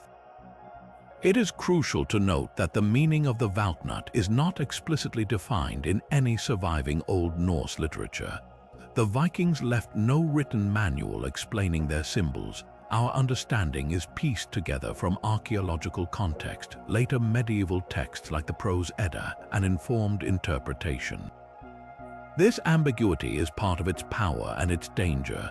Some scholars and modern heathens advise caution regarding its use, as its strong association with death and sacrifice makes it more than a simple good luck charm. It is a symbol that acknowledges a willing surrender to Odin's will, an acceptance of a potentially harsh and glorious fate. Unlike Thor's hammer, which was a protective emblem for all, the Valknut seems to have been a more specific and potent symbol, deeply entwined with the cult of the All-Father and the ultimate sacrifice a warrior could make. It serves as a stark and powerful reminder of the Viking worldview, where honor in death was a currency more valuable than long life, and where the greatest aspiration was to be chosen by the one-eyed god himself. While the Valknut speaks of a warrior's chosen fate in the afterlife, our next amulet was designed to safeguard life at its most vulnerable beginning. In the vibrant, sophisticated world of the Etruscans, who flourished in what is now central Italy long before Rome became an empire, a very specific kind of charm was entrusted with the life of a child. This was the bulla, a small, hollow locket, typically round or heart-shaped, worn around the neck from the moment of birth. For an Etruscan or Roman boy, this amulet was more than just jewelry.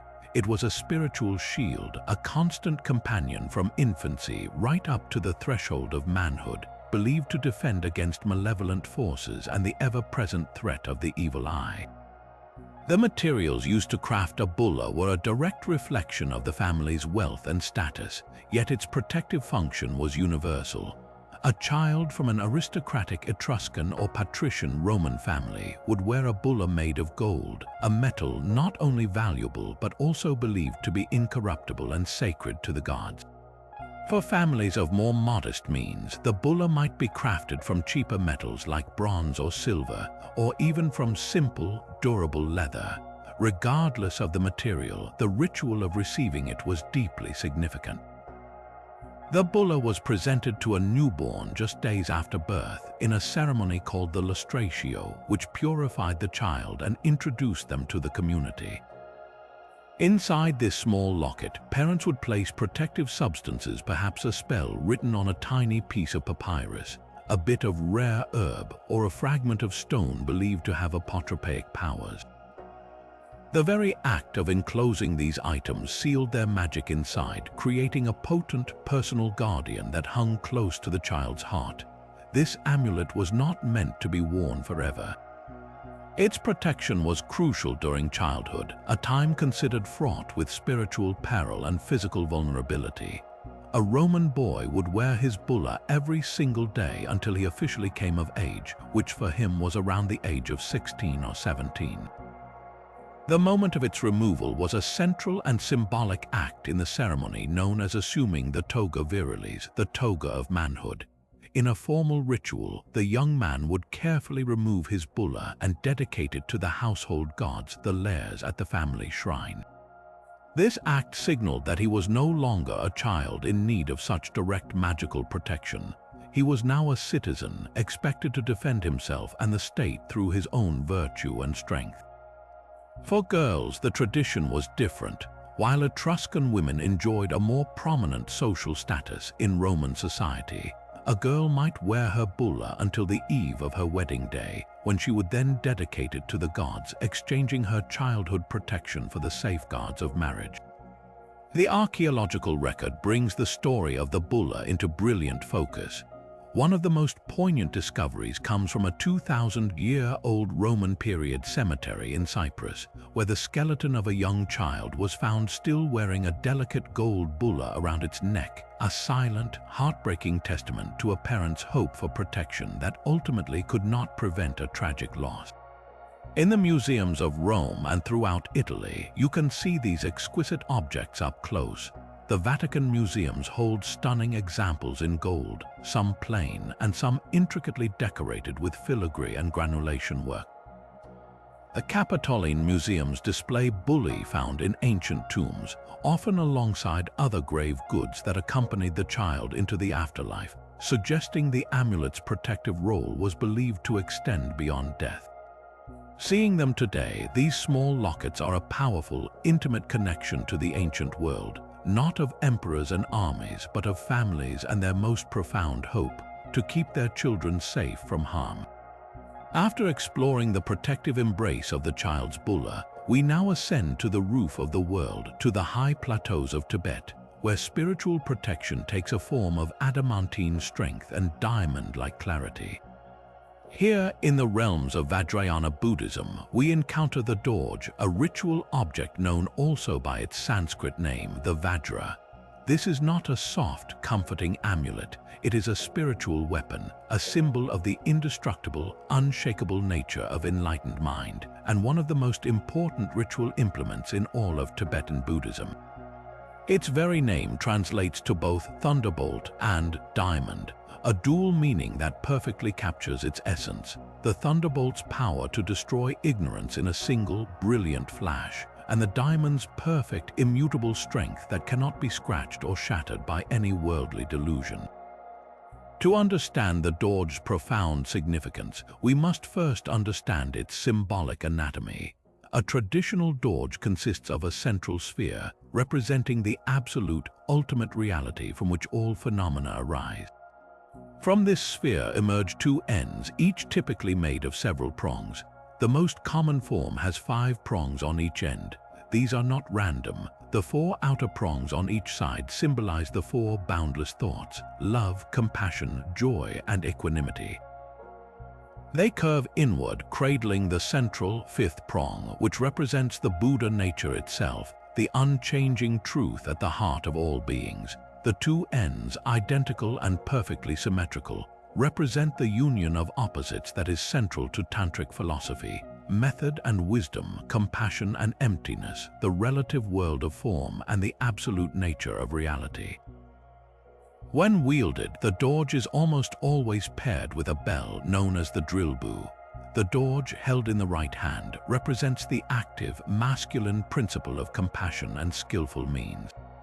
The bell, held in the left, represents the feminine wisdom of emptiness and the sound that awakens beings from ignorance. Together, their union is what leads to enlightenment. This makes the Dorj an indispensable tool in Tibetan Buddhist ceremonies and meditation practices. During complex rituals and visualizations, a lama or practitioner will hold the Dorj, using it to embody the qualities of the deity they are invoking. It is not merely a representation, it is believed to be the Vajra nature of that enlightened being. In the hands of a skilled meditator, the Dorj becomes a focal point for channeling immense spiritual energy, cutting through mental obscurations with the precision of a diamond blade and the force of a divine thunderclap. As a personal amulet, smaller versions are worn or carried. These are not for active ritual use but serve as a constant, tangible reminder of one's own Buddha nature, that inner core of perfection that remains untouched by the temporary storms of emotion, fear, and doubt. It is a powerful shield not against physical harm, but against the negative forces of confusion, attachment, and aversion that are the true sources of suffering. The craftsmanship of a true Dorj is an art form in itself, a spiritual practice that demands immense skill and concentration. Traditionally, they are cast from bronze, brass, or copper, and often gilded with precious gold. For the most sacred temple objects, they can be made from solid silver or even iron meteorite, a material literally fallen from the heavens, making it the ultimate thunderbolt iron. The process is meticulous. A master artisan, often a monk, will work with prayer and intention, carefully crafting the wax model before the lost wax casting. After casting, the Dorj is hand-finished, polished, and often intricately engraved with sacred syllables and symbols. The central sphere might be adorned with lotus petals, and the prongs are shaped and smoothed to perfect symmetry. The result is an object of both immense symbolic weight and breathtaking beauty, a perfect marriage of profound meaning and exquisite form. To hold one is to feel its perfect balance, a weightiness that speaks of its spiritual gravity and the unshakable resolve it is meant to inspire in the practitioner. Soaring out of ancient Persia comes a symbol of breathtaking elegance and profound moral power, a winged disc that has guided souls for millennia. This is the Faravahar, the most iconic emblem of Zoroastrianism, one of the world's oldest continuously practiced religions. Its image is instantly striking. A majestic, bearded figure emerges from a central circle, his body facing forward while his head is turned in profile. He extends one hand forward as if in blessing or command, while in the other he holds a sacred ring. This central figure is framed by two vast layered wings, suggesting both protection and ascension, and below him hangs a tail with three distinct tiers. Every single element of this complex symbol is a carefully crafted piece of a spiritual puzzle, representing the core Zoroastrian mandate for a righteous life: good thoughts, good words, and good deeds. To truly grasp the Pharaoh's meaning, we must travel back to the teachings of the prophet Zarathustra, who lived in ancient Persia over 3,000 years ago. He introduced a revolutionary concept for his time: a cosmic struggle between a single, benevolent creator god, Ahura Mazda, and the destructive spirit of falsehood and chaos, Angra Mainyu. Human beings are not mere spectators in this struggle. They are active participants, and their choices determine the fate of the world. The Pharaoh is a visual map for this moral journey. The central figure represents the human soul. The two wings are divided into 3 rows of feathers each, symbolizing the triad of good thoughts, good words, and good deeds, the foundational pillars of Zoroastrian ethics. The tail, also with 3 layers, represents the opposite: bad thoughts, bad words, and bad deeds, which the soul must rise above and leave behind.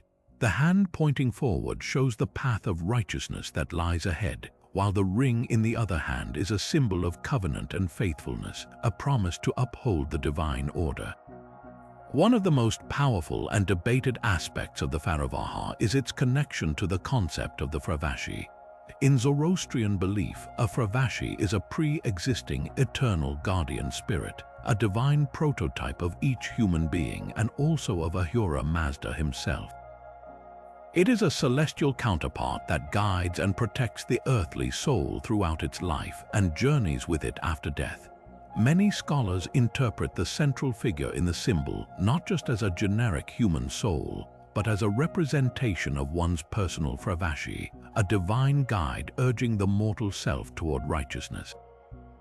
This transforms the Pharaoh from a simple set of instructions into a personal, spiritual companion, a constant reminder that we are never alone in our struggle against falsehood, and that a higher, purer version of ourselves is always watching, guiding, and hoping for our success. The symbol's ancient majesty is permanently etched into the stone walls of Persepolis, the ceremonial capital of the Achaemenid Empire. Here, on grand stairways and towering portals, the Pharaoh floats above processions of kings and nobles, its presence legitimizing the rule of the Persian monarchs as divinely appointed agents of Ahura Mazda's will on earth. It was a declaration that the empire itself was founded on the principles of order and truth. This historical legacy is why the Pharaoh transcends its specific religious origin to become a potent national and cultural symbol for Iranians of all backgrounds. Even after the Arab conquest and the spread of Islam, the symbol endured, a silent, stone witness to a glorious and ancient past. In modern times, it has been embraced as a symbol of Iranian national identity and cultural pride, appearing everywhere from jewelry and art to government logos and university seals, a timeless bridge connecting a rich past to a vibrant present. For the global Zoroastrian community, which includes the Parsis of India, the Pharaoh remains a deeply sacred icon. It is displayed in fire temples, the places of worship where a sacred flame, representing the light and wisdom of Ahura Mazda, burns eternally. It is used in ceremonies and worn as a pendant, not as a magical talisman to ward off physical harm, but as a spiritual compass. Its purpose is to protect the soul from moral corruption, to guide one's conscience, and to serve as a daily, wearable meditation on the eternal choice between light and darkness. In a world that often feels chaotic, the Pharaoh's silent, detailed message offers a path of clarity and purpose, a reminder that our greatest protection lies in our own commitment to truth, and that our every thought, word, and action is a feather in our own spiritual wings. Now we journey far to the south to the islands of Aotearoa, known today as New Zealand, where we encounter an amulet of profound ancestral connection and powerful, earthy spirituality. Emerging from the rich culture of the Maori people is the high tiki, a distinctive and captivating pendant carved from a single piece of Paunamu, the revered greenstone. Its form is immediately striking, a stylized human figure with a large, tilted head, often inlaid with shimmering paw shell eyes, and its body drawn into a crouched position with hands resting on its thighs. To the untrained eye, it may look like an abstract artifact, but for the Maori, the high tiki is a vessel of immense spiritual power, a tangible link to the past, and a protective guide for the future, representing the very essence of a person's whakapapa or genealogical lineage. The creation of a high tiki is a painstaking and sacred process, a true test of skill and patience for a master carver. Paunamu is an incredibly tough nephrite jade, and traditional methods required shaping it using only abrasives like sandstone and water, a process that could take many months. The carver would work with deep respect, understanding that the stone itself, formed in the rivers of the South Island, possesses its own life force or mori. Every step from selecting the right stone to the final polishing was done with intention and often accompanied by karakia or incantations to imbue the piece with its protective spirit. The finished high tiki is not merely an ornament, it is a taonga, a treasured heirloom. Its value grows with age and the number of generations it has passed through, with older, darker pieces being the most highly prized. The deep, oily green color and the smooth, worn surface from generations of handling are not signs of decay but of honor, each mark a testament to the lives it has touched and protected. The spiritual meanings woven into the high tiki are as layered as the stone itself. Most commonly, it is understood to represent an ancestor, making it a physical embodiment of one's lineage. Wearing it is an act of remembrance and respect, keeping the wisdom and strength of the forebears close at all times. This connection offers powerful protection, as the ancestor's spirit is believed to guard the wearer from harm. The figure's distinctive tilted head is often said to signify thoughtfulness, a pondering of the past and the future. Its large eyes, inlaid with iridescent paw shell, are watchful, seeing both the physical and spiritual worlds and alert to any approaching danger. Beyond protection, the high tiki is also a potent symbol of fertility and new life. Its crouched fetal position strongly associates it with Hain Tiawewa, the Maori goddess of childbirth and the arts.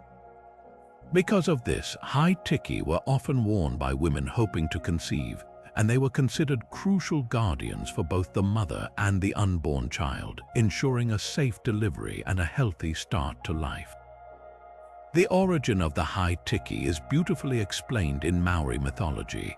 One prominent tradition tells of the first mortal woman, Hain Ahuwan, who was formed from earth by the god Tain. It is said that the first high tiki was created in her image. Another story connects it to the demigod Moi, a beloved trickster hero who fished up the North Island of New Zealand. After his legendary feat, Moi attempted to conquer death itself by crawling through the body of the goddess of death, Hain Nui Te Po. Unfortunately, he was crushed, and the crouched position of the high tiki is sometimes seen as a representation of Moi in his final, heroic act, a reminder of human ambition and mortality. These stories are not just tales, they are the living framework that gives the amulet its deep cultural resonance, connecting every wearer to the very dawn of time and the actions of the gods.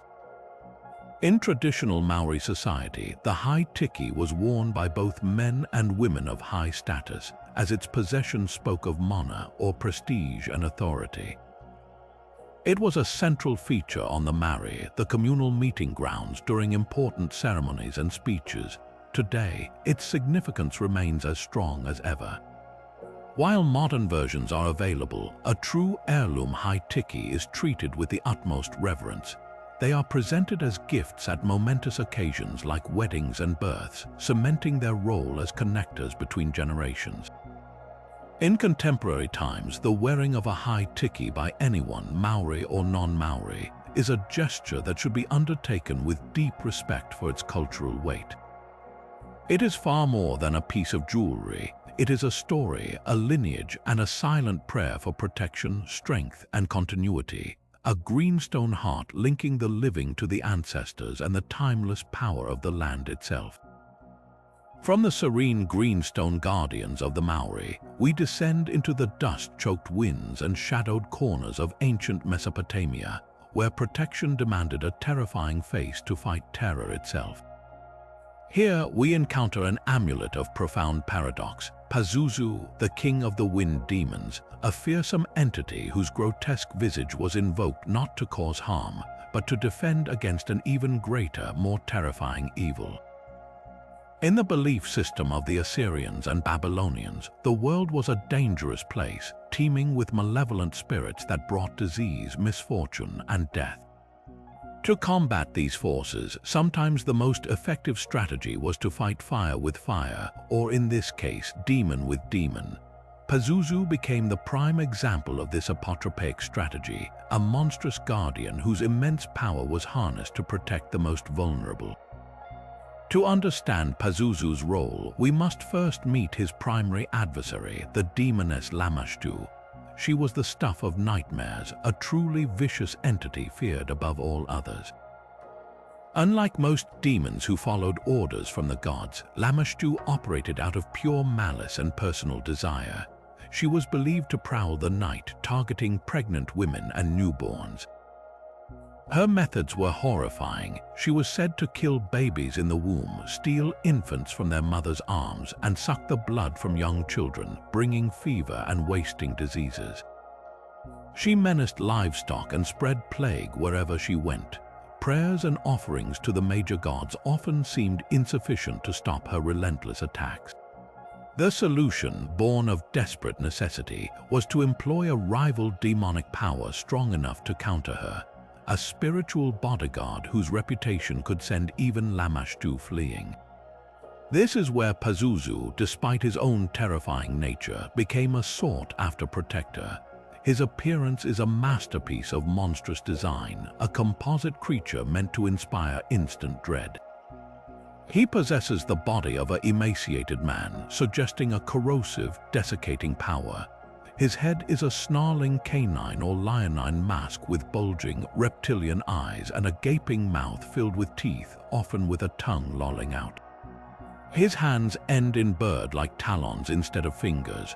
Most distinctive are the two pairs of wings upon his back, one set spread wide as if for flight, the other folded downward, and the scaly tail of a scorpion curling between his legs. This amalgamation of predatory features from the most feared animals in the natural world created an image of ultimate malevolence. Yet it was precisely this fearsome power that was channeled for protection. The logic was brilliantly straightforward. An amulet or statue of Pazuzu would be placed in the home, particularly in the room of a pregnant woman or a new mother. The belief was that Lamashtu, upon seeing the image of her powerful rival, would be frightened away. It was a form of spiritual intimidation. Inscriptions on Pazuzu statues make this purpose clear. One common inscription reads, "I am Pazuzu, son of the god Hanbai, king of the evil wind demons. I was invoked to ward off the plague bringing fury of Lamashtu." This was a direct declaration of his designated role. His mastery over the harmful winds and diseases made him the ideal counter to Lamashtu's pestilence. Smaller bronze amulets depicting his head were also worn on necklaces or belts, creating a mobile shield for the wearer against a whole host of evil spirits, with Lamashtu being the primary target. Some of the most powerful archaeological evidence for this practice comes from the discovery of Pazuzu heads in domestic settings. A particularly significant find was a bronze Pazuzu head excavated at the ancient city of Ur, found in a house context, right where it would have been used to safeguard a family. However, the most famous representation of Pazuzu is a nearly complete 19-inch tall bronze statue, now housed in the Louvre Museum in Paris. This magnificent and horrifying figure stands in a classic attacking pose with his right hand raised and his left lowered, as if ready to grapple with an unseen foe. The craftsmanship is exquisite, capturing every terrifying detail from the wrinkles on his snout to the individual feathers on his wings. Seeing this object in a museum today, one can easily imagine its shadow looming in a dimly lit Babylonian bedroom, its monstrous form a welcome sight to a fearful mother, a stark embodiment of the ancient belief that sometimes the only thing that can guard your light is a carefully controlled piece of the darkness. If you've ever been to Greece or any corner of the Mediterranean, you've undoubtedly seen it, a brilliant, unblinking blue eye staring back at you from a shop window, a keychain, a necklace, or the prow of a fishing boat. This is the Miasma, the Greek evil eye amulet, a symbol so deeply woven into the cultural fabric that it is both an ever-present guardian and a beautiful piece of folk art. Its purpose is singular and universally understood: to protect against the dangerous and often unintentional effects of envy. This belief cuts across religions and borders, uniting people from Greece and Turkey to Egypt and Italy in a shared understanding that a look of admiration, if it carries even a hint of jealousy, can bring about a streak of bad luck, unexplained illness, or general misfortune. The amulet, therefore, acts as a mirror, reflecting that negative gaze back upon itself and neutralizing its power before it can reach its target. The most classic design is a masterpiece of symbolic clarity. It typically features a concentric circle of deep cobalt blue, often thought to mimic the life-giving sea and the expansive sky, with a smaller circle of white or light blue inside, and at its very center, a dot of an even darker blue or black representing the pupil. This creates the unmistakable image of a watchful eye. You'll frequently find it set against a blue glass background that seems to capture and hold the light.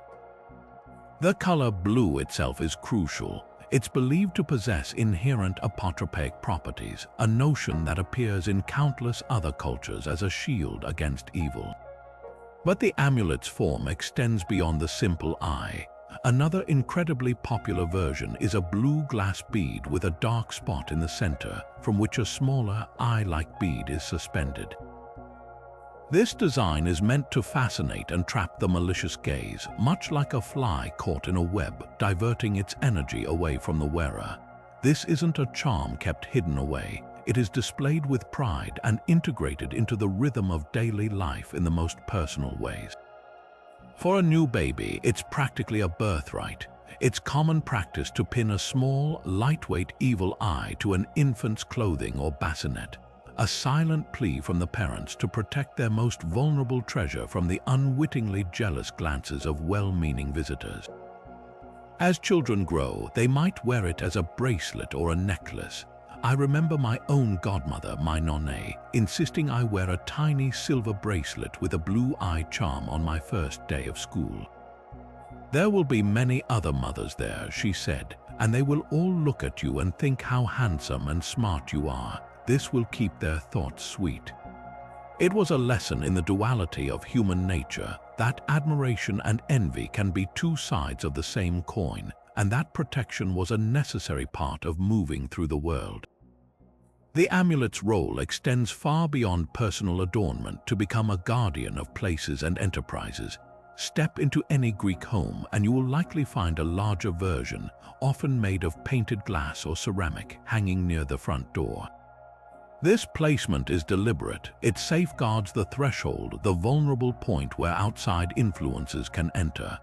It's the first thing a guest sees, a polite but firm spiritual sentry ensuring any negativity they might carry stays outside. Businesses, especially cafes, shops, and the iconic blue and white fishing boats, are rarely without one. Owners hang them prominently to protect their livelihood from the evil eye of competitors or disgruntled customers. There's a wonderful, unspoken rule about receiving a compliment in this culture. It's often immediately followed by the person spitting lightly 3 times, saying F2, F2, F2, or quickly touching a nearby evil eye amulet. This isn't considered rude, it's a reflexive gesture of defense, a way to immediately negate any hidden malice that might be lurking within the praise. In modern times, the miasma has seamlessly transitioned from a vital superstition to a powerful symbol of cultural identity and a thriving artistic tradition. While the belief in its power remains strong in many households, for others it functions as a beautiful connection to heritage. Contemporary Greek and Turkish designers have elevated it into high fashion, crafting stunning pieces in sterling silver and gold, sometimes inlaid with precious stones, making it a stylish and meaningful accessory for a new generation. You can find it on everything from elegant earrings to phone cases and car mirrors, proving its adaptability and enduring appeal. Its journey from an ancient folk belief to a global icon speaks to a universal human truth, that we all understand the power of a look, and we all seek a little protection as we navigate the complex and often envious currents of the world. It is a silent, watchful companion for life's journey, a piece of the Mediterranean sun and sea made into a shield. While the monstrous Pazuzu guarded against demonic threats and the miasma deflected envious glances, the Romans also crafted amulets for a far more delicate and hopeful transition, the journey of a girl into womanhood. This brings us to the lunula, a beautiful and deeply symbolic pendant shaped like a crescent moon. Crafted from precious metals like gold for the wealthy or bronze for more modest families, this was not a piece of jewelry given lightly. It was a sacred object presented to a freeborn Roman girl in her earliest years and worn constantly until the eve of her wedding day. Its purpose was twofold: to offer divine protection during the vulnerable years of childhood and to serve as a physical marker of her impending transformation into a Roman matron, a respected wife and mother who would be the foundation of her own household. The name itself, lunula, meaning little moon, points directly to its powerful symbolic patron, Diana, the revered goddess of the moon, the hunt, and perhaps most importantly for this context, childbirth and young women. Diana was a complex and powerful figure. She was a virgin goddess who fiercely protected her independence, yet she was also invoked by women during labor, believed to have the power to ease childbirth and bring new life safely into the world. By connecting a young girl to Diana through the lunula, her family was placing her under the guardianship of a deity who understood both the wild freedom of youth and the solemn duties of adulthood. The crescent moon symbolized the cyclical nature of life, death, and rebirth, as well as the idea of potential. The moon grows from a sliver to its full, brilliant glory, just as a girl would grow into a woman. The presentation of the lunula was a significant familial rite. Shortly after a girl was born and given her name in the Dies Lustricus naming ceremony, her father would place the amulet around her neck. From that moment on, it became a part of her daily identity, worn over her tunica as a visible sign of her status as a protected child and a daughter of a Roman citizen. Its apotropaic function was clear: to shield her from illness, evil spirits, and any malady that might befall a child in a time of high mortality. But its role was also profoundly social. It signaled to everyone in the community that this girl was under the protection of her family and the gods, destined for marriage and motherhood. The small, shimmering crescent was a promise of her future. This promise culminated in a powerful ritual of transition. On the night before her wedding, a young woman would partake in a solemn ceremony.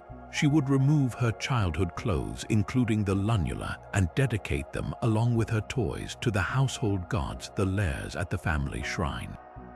This act, known as abdicatio luni, the laying aside of the moon, was deeply symbolic. It represented the end of her life as a child under her father's roof and his legal authority, or potestas. By removing the lunula, she was shedding the protective mantle of Diana, the virgin goddess, in preparation to assume a new identity under the guardianship of her husband and the patronage of Juno, the goddess of marriage. It was a bittersweet moment, a farewell to girlhood and an embrace of the responsibilities and status of a Roman matron. the visual legacy of the lunula is beautifully preserved in the art and archaeology of the Roman world. In a famous 1st century fresco from Pompeii, a young girl is depicted with her mother, and she is clearly wearing a delicate crescent pendant on a chain around her neck. Numerous examples have been found in tombs of young girls, placed with them in death just as they were worn in life. The British Museum holds a stunning gold lunula, exquisitely crafted with fine details, discovered in a child's burial. Holding such an object today, one feels the weight of that ancient hope, the love of parents who sought a goddess's protection for their daughter, and the profound cultural expectations woven into a simple, beautiful shape of gold, a tiny moon destined to be outgrown. After exploring the protective crescent of the Roman lunula, we venture back to the banks of the Nile to uncover one of ancient Egypt's most fundamental and enduring symbols of power, the Djed pillar. In a civilization that revered cyclical renewal and cosmic order above all else, the Djed stood as the ultimate emblem of stability, endurance, and resurrection. Its distinctive form is both simple and majestic, a broad column tapering upward, crossed by 4 parallel bands near the top, creating a powerful, grounded silhouette. To the Egyptian mind, this was not just an abstract shape. It was the very backbone of the universe, a tangible representation of the strength required to hold the world together, and the promise that what has fallen will once again rise. The origins of the Djed are inextricably linked to one of the most important myths in the Egyptian pantheon, the story of Osiris, the god of the afterlife, resurrection, and fertility. According to the myth, Osiris was murdered by his jealous brother Seth, who dismembered his body and scattered the pieces across Egypt. His devoted wife and sister, Isis, managed to find all the parts and reassemble them, using her powerful magic to resurrect him just long enough to conceive their son, Horus. In one version of this tale, the spine of Osiris became the literal and symbolic core of his renewed existence, the axis that allowed him to stand again. Thus, the Djed pillar became known as the backbone of Osiris, a symbol of his triumphant return to life and his subsequent role as the steadfast lord of the underworld. It represented the moment of ultimate stability, the point where chaos was defeated, order was restored, and life emerged from death. This profound mythology translated into one of the most vibrant and public festivals in the Egyptian calendar, the Heb-Sed festival, or the Djed Pillar festival. This was not a summer ceremony but a joyous, state-sponsored event designed to renew the strength and legitimacy of the pharaoh. The central ritual involved the entire community. Priests, with the help of crowds of citizens, would raise a massive Djed pillar using ropes, a physical act of heaving that symbolized the resurrection of Osiris and, by extension, the rejuvenation of the land's fertility and the king's power. The pharaoh's participation was crucial. By successfully raising the Djed, he publicly demonstrated his own strength and his divine right to rule, proving he was the living heir to Osiris's resilience and the guarantor of Egypt's continued stability. The echoes of this ritual would have been deafening: the chanting of priests, the strain of the crowd, the final positioning of the pillar, all serving as a powerful communal reinforcement of cosmic order. As a personal amulet, the Djed's power was accessible to everyone. Crafted from faience, carnelian, lapis lazuli, or even simple wood, these small charms were worn for protection and to attract strength. People would wear a Djed pillar amulet to invoke the steadfastness of Osiris in their own lives, to ensure stability in their homes, endurance in their endeavors, and strength in the face of illness or hardship. Its role was particularly important in funerary practices. Amulets made of red jasper or other protective stones were routinely placed on the throat of the mummy or within the bandages over the spine. The belief was that just as the Djed represented the backbone that allowed Osiris to rise, it would grant the deceased the stability and strength to sit up, overcome the finality of death, and be reborn into the afterlife.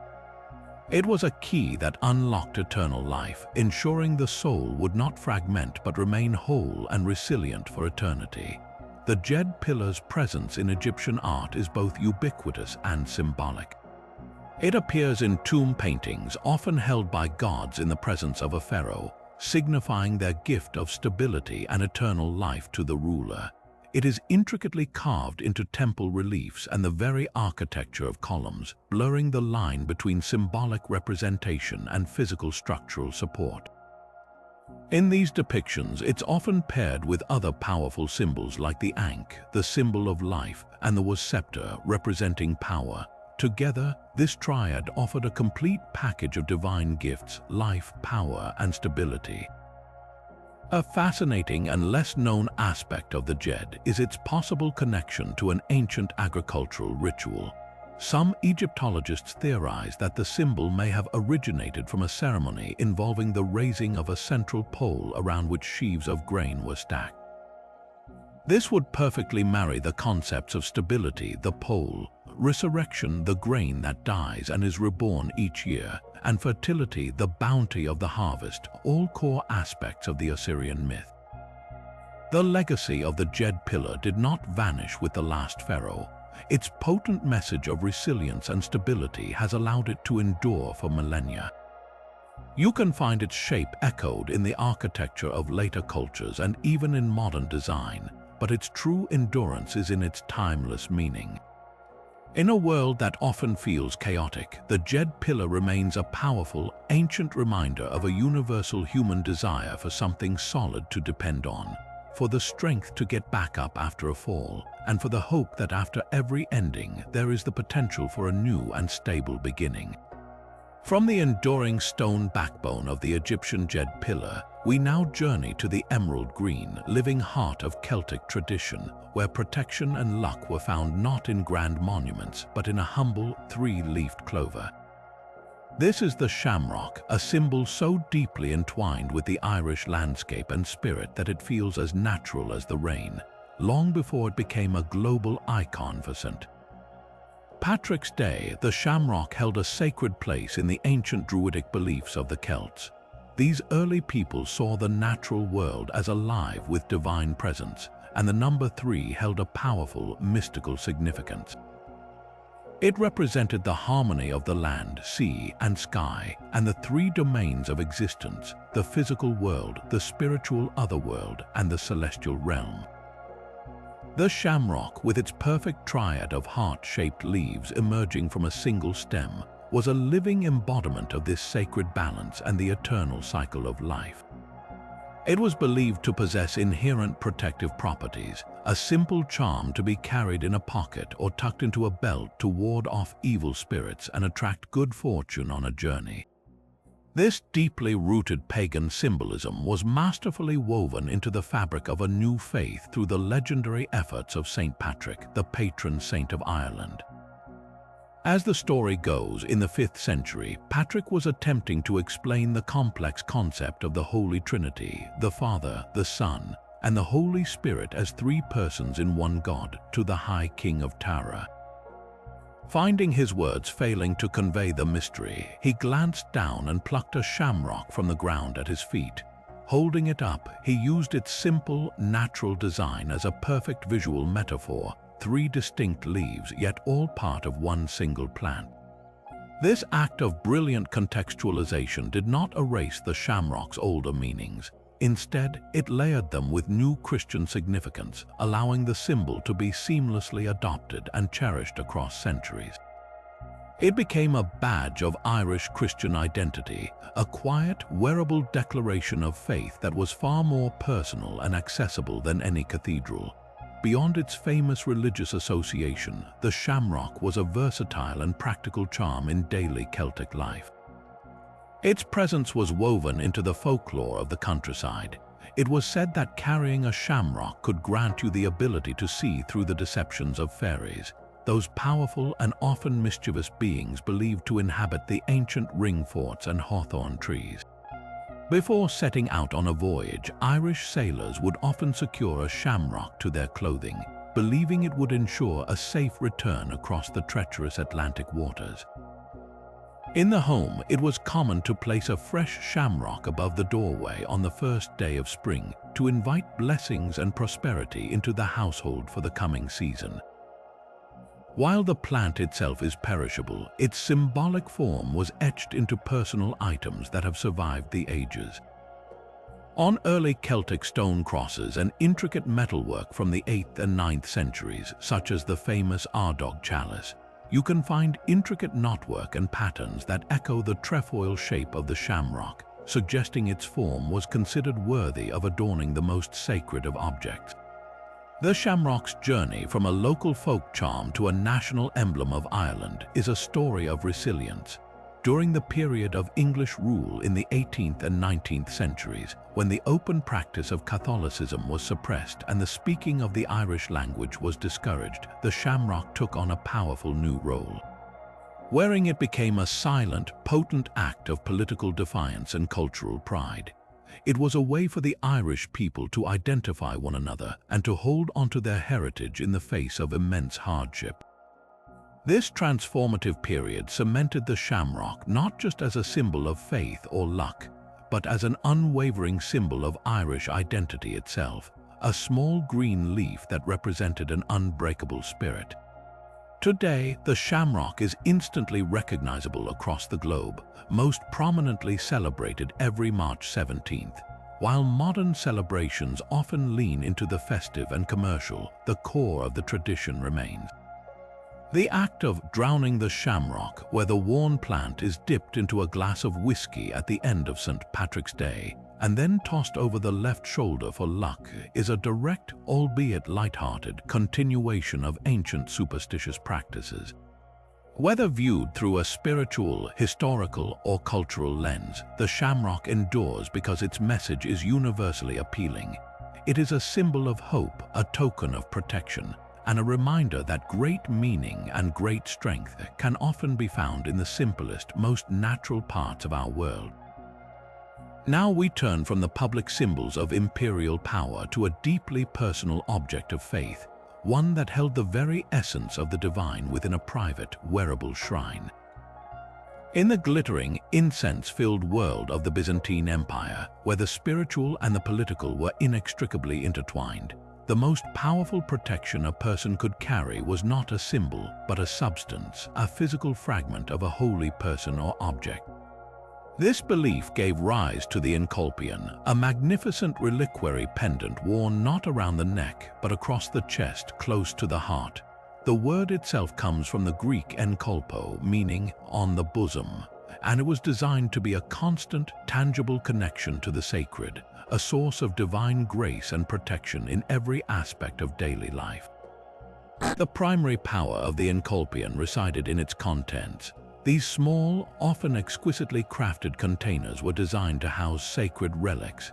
These could be minute fragments of the true cross, believed to be the actual wood upon which Christ was crucified, tiny pieces of bone or cloth from a martyred saint, or even dust from a holy site like the Church of the Holy Sepulchre in Jerusalem.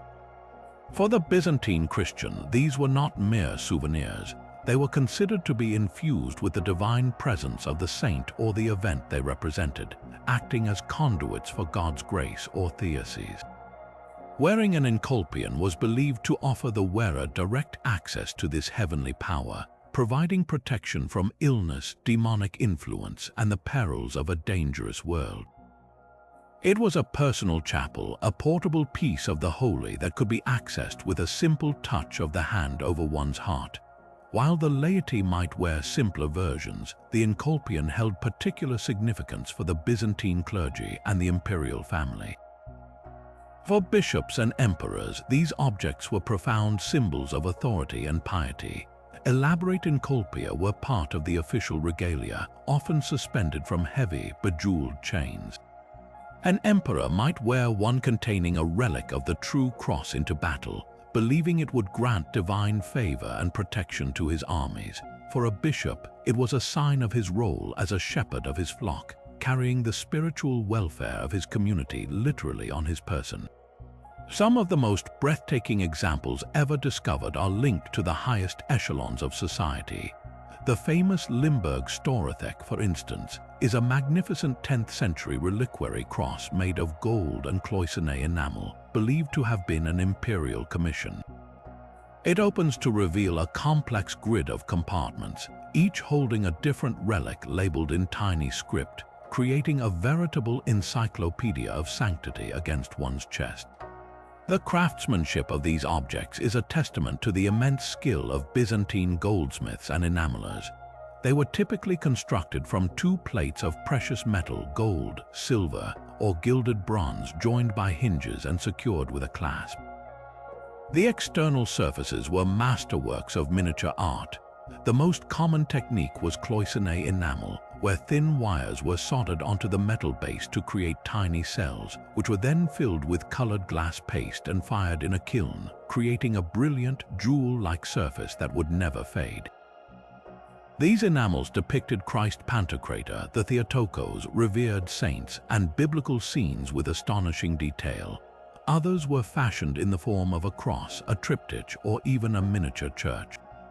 The interior was just as important, lined with silk or velvet and featuring small cavities or pins to secure the precious relic fragments.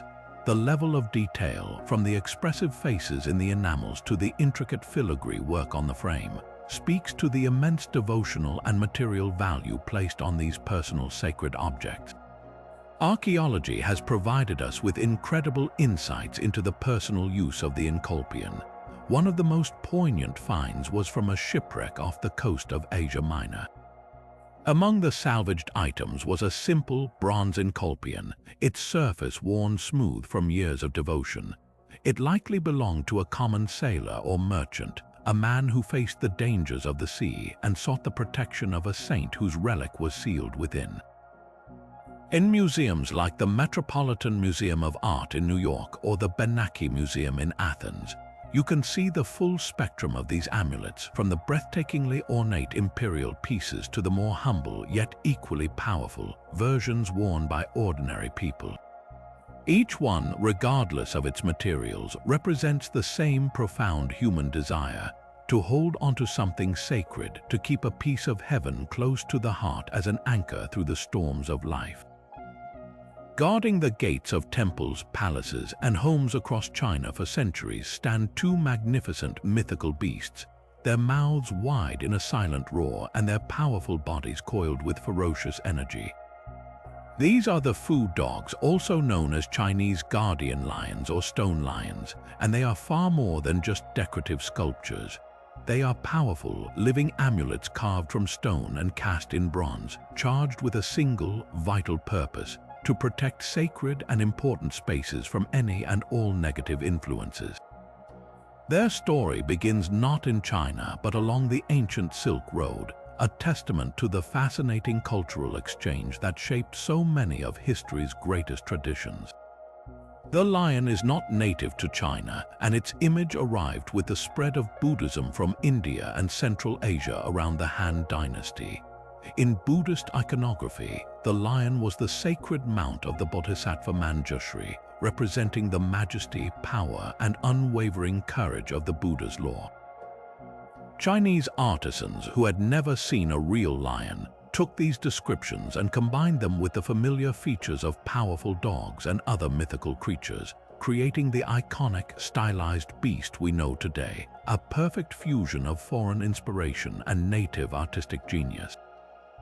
The placement and design of a pair of Fu dogs is a precise science, a language of symbolic power. You will almost always find them in a pair, and their roles are distinctly defined.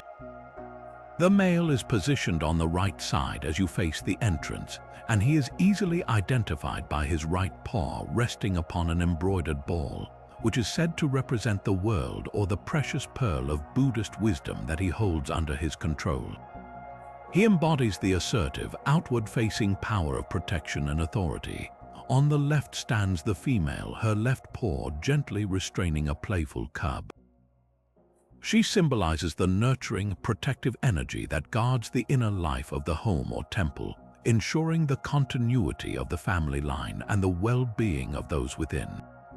Together, they represent a perfect balance of yang and yin, a dual guardianship that secures both the physical threshold and the spiritual vitality of the space. As architectural amulets, their size and grandeur communicated the importance and status of the building they protected.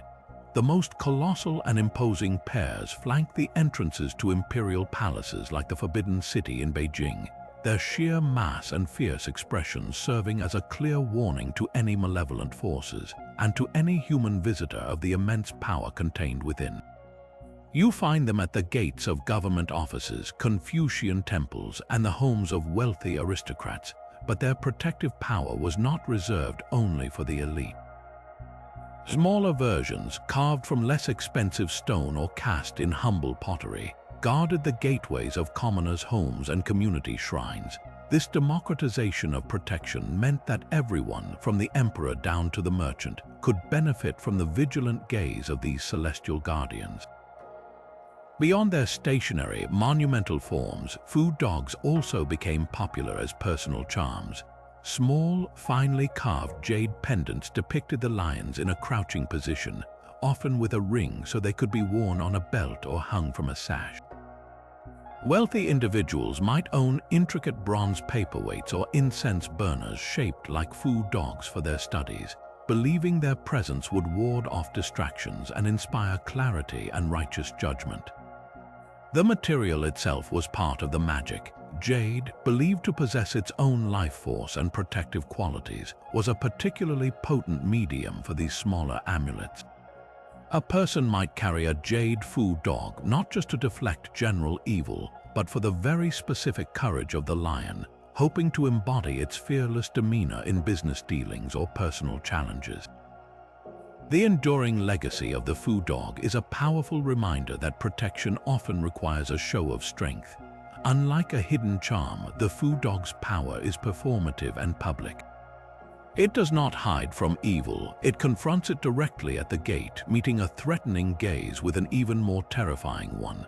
They are a permanent stone embodiment of a primal shout against the darkness, a promise that this space and the people within it are defended by a power as ancient and unshakable as the earth itself.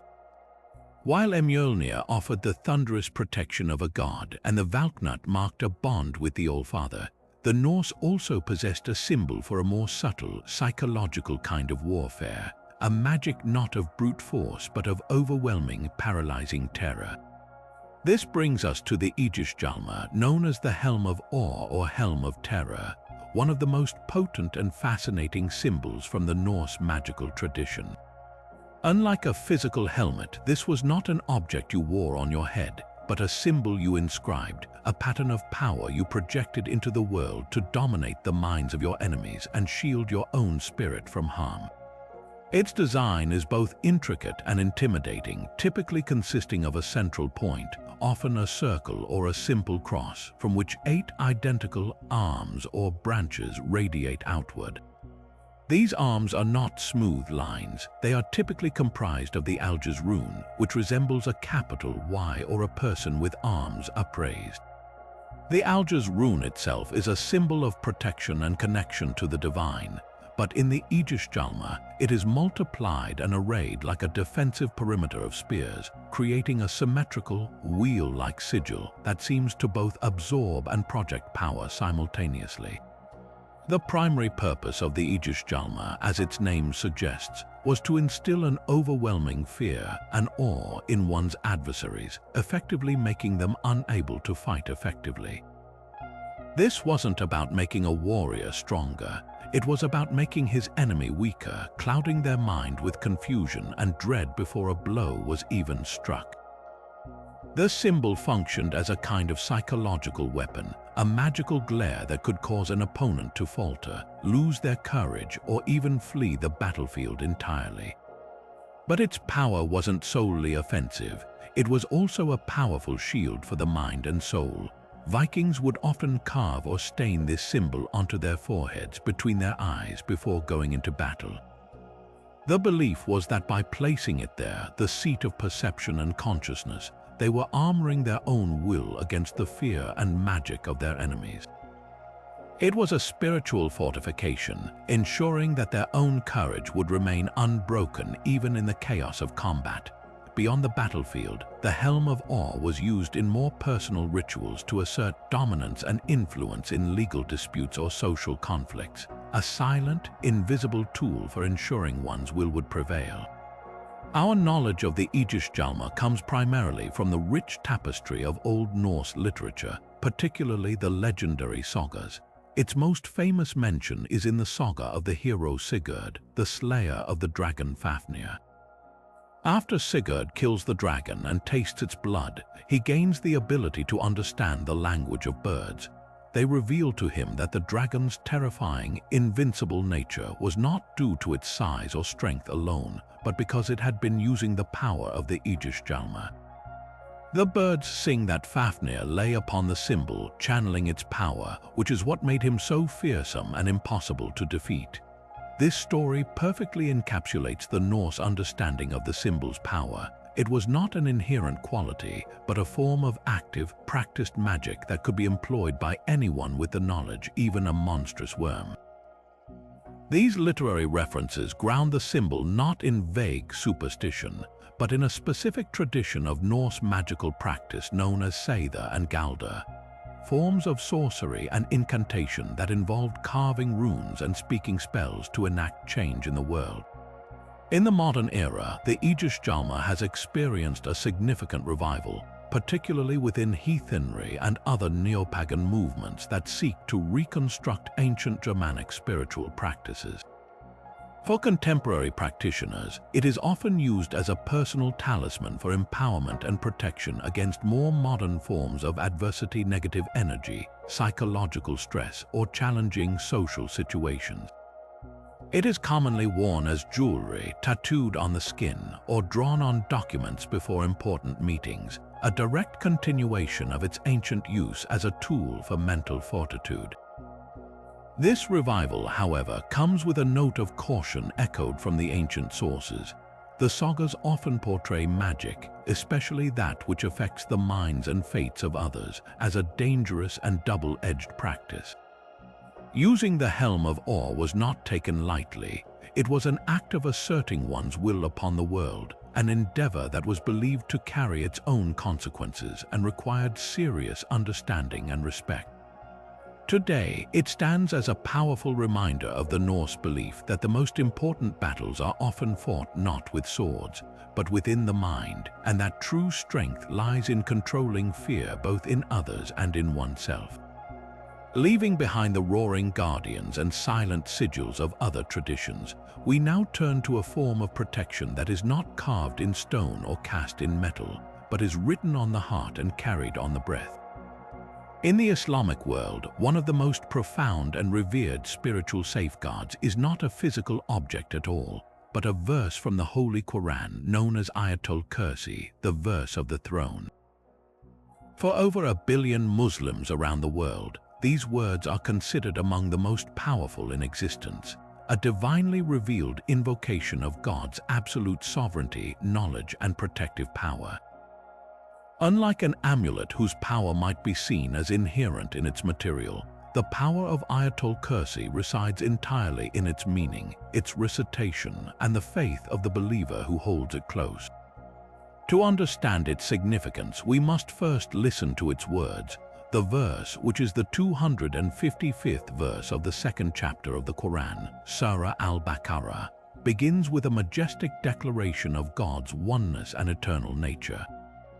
It opens with the words, Allah, there is no deity except Him, the ever-living, the sustainer of all existence. It goes on to describe His divine knowledge, which encompasses all of creation, past, present, and future, and His magnificent throne, which is extended over the heavens and the earth. The verse concludes by affirming that the upholding of both realms does not weary Him, and He is the Most High, the Most Great. This is not a simple prayer for protection. It is a comprehensive reminder of the one being from whom all protection flows.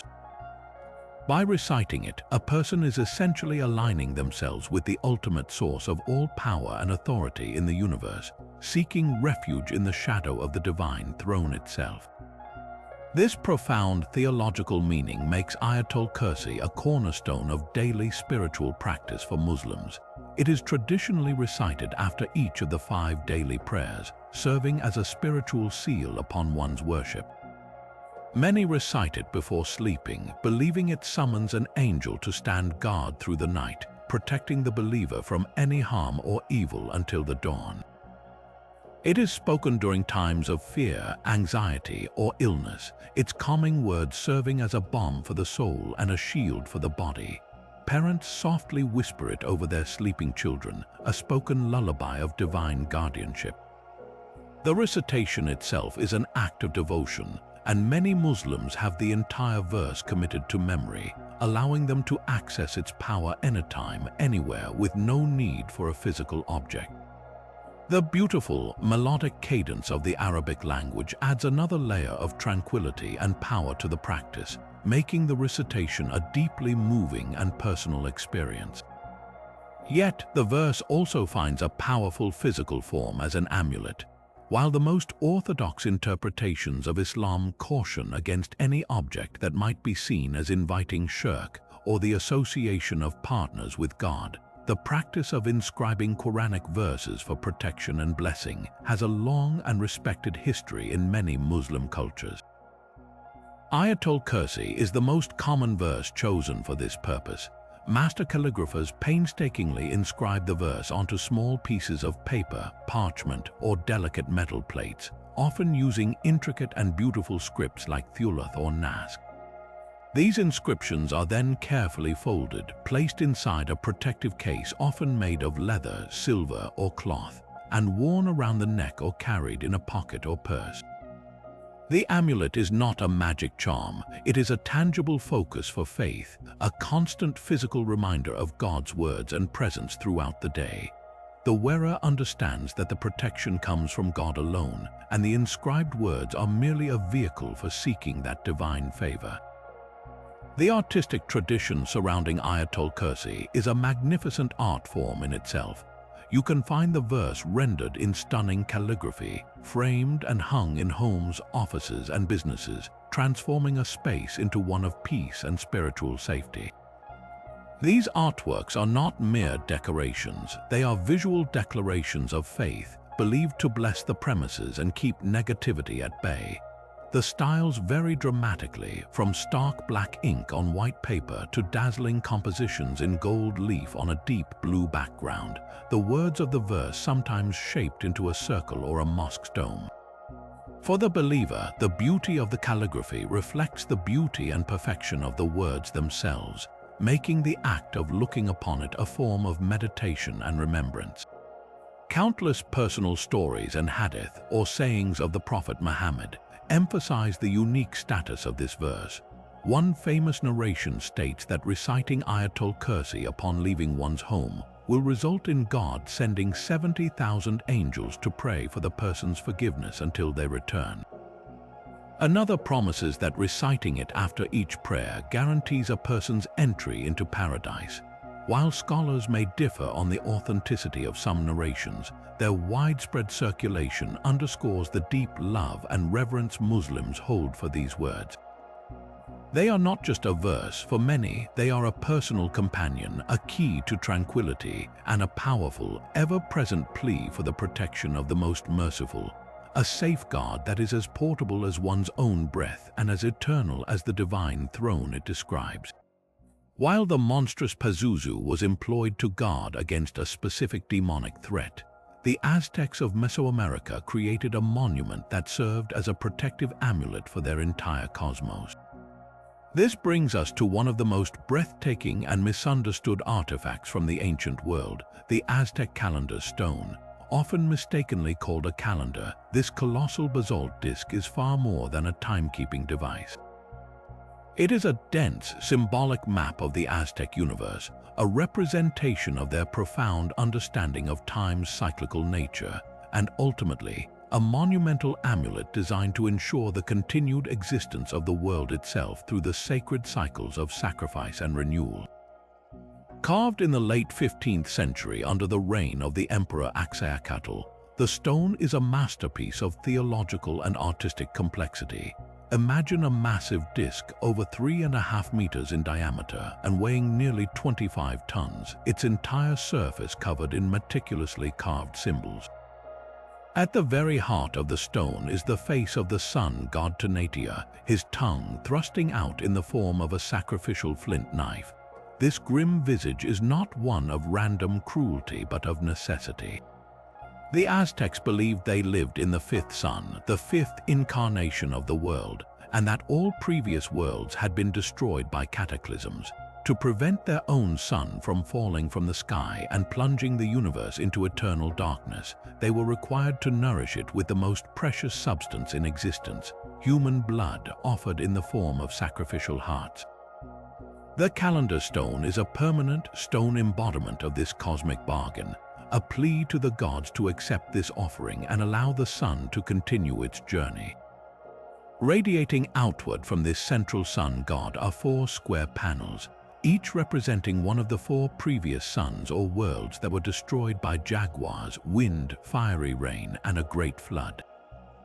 These serve as a stark warning of the fragility of existence and the consequences of failing to uphold their divine duty. Encircling this central motif is the most visually striking feature, a broad ring containing the 20-day signs of the Aztec sacred calendar, the Tonalpohualli. This 260-day cycle was used for divination and determining the fate of individuals and events. Each day sign is a small, exquisite sculpture: the crocodile, the house, the lizard, the serpent, the rabbit, and so on. This ring represents the endless, repeating cycles of time and fate that govern all life. Further out, we find another ring filled with square symbols that represent turquoise and jade, materials associated with the heavens, royalty, and preciousness. Finally, encircling the entire stone are 2 great fire serpents, Tezcatlipoca, their bodies etched with scales and their heads meeting at the top. These serpents represent the cyclical nature of time and the connection between the earthly and the divine realms. Some interpretations suggest the entire stone is meant to be seen as the face of the earth monster Tezcatlipoca, implying that the whole world is dependent on this sacred, sacrificial cycle. The stone was likely originally laid flat and used as a kuoxikali or eagle vessel, a receptacle for the hearts of sacrificial victims. In this function, it was the most important ritual object in the empire, the literal point of contact where human action sustained the cosmic order. The stone's story did not end with the Spanish conquest. It was buried face down by the Aztecs themselves, possibly to protect it or hide it from the conquistadors, and it lay forgotten beneath the Zocalo, the main square of Mexico City, for over 250 years. Its rediscovery in 1790 was a monumental event, shocking the colonial city and firing the imagination of scholars who struggled to decipher its meanings. Over time, it became layered with modern myths and misinterpretations, often being inaccurately called the Aztec calendar and linked to apocalyptic predictions. Today, it resides as the centerpiece of the National Museum of Anthropology in Mexico City, no longer receiving sacrifices but still performing its original function in a way. It remains a powerful, silent guardian of a culture's deepest beliefs, a stone prayer for balance that continues to awe and inspire all who stand before it. Now we turn from personal charms and cosmic maps to a form of protection that marks not a person, but a home, transforming an entire dwelling into a sacred space. Affixed to the doorposts of Jewish homes around the world is the mezuzah, a small, often beautifully decorated case that holds within it one of the most profound declarations of faith. The word mezuzah itself simply means doorpost in Hebrew, but it refers to the commandment itself and the object that fulfills it. This isn't just a tradition, it's a direct instruction found in the Torah in the book of Deuteronomy. The text commands, "And you shall write them on the doorposts of your house and on your gates." This instruction appears twice, making it a deeply emphasized mitzvah or commandment. The them referred to are the words of the Shema, the central prayer of Judaism, which declares the oneness of God. Hanging a mezuzah is therefore a public and private act of faith, a declaration that this home is a Jewish home operating under God's sovereignty and protection. The true power of the mezuzah, however, doesn't lie in the case itself, but in the meticulously handwritten scroll tucked inside. This scroll, called a clef, is the heart of the entire object. It must be written by a specially trained scribe, a sophostam, on parchment made from the skin of a kosher animal. The scribe writes 2 specific passages from Deuteronomy using a quill and indelible black ink, following strict calligraphic rules.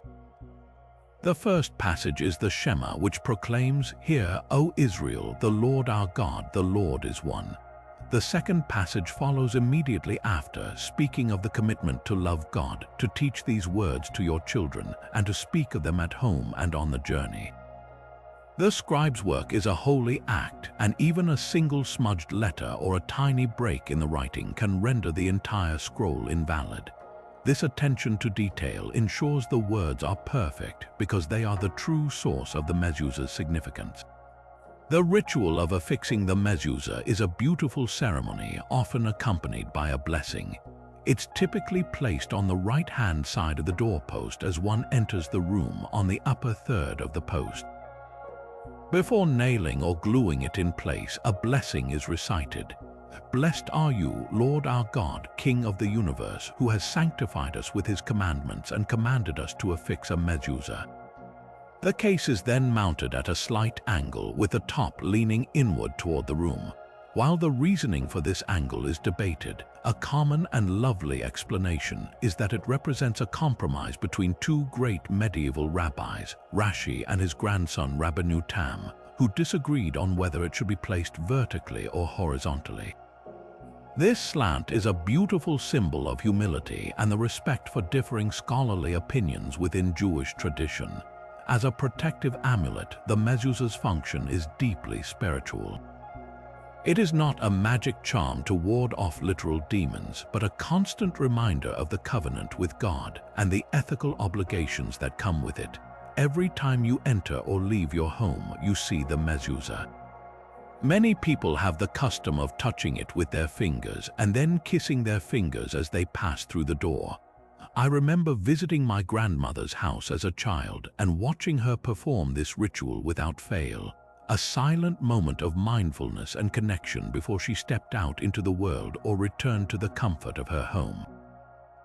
This physical interaction turns the doorway into a spiritual checkpoint, a moment to remember one's identity and values before engaging with the outside world or returning to the private family sphere.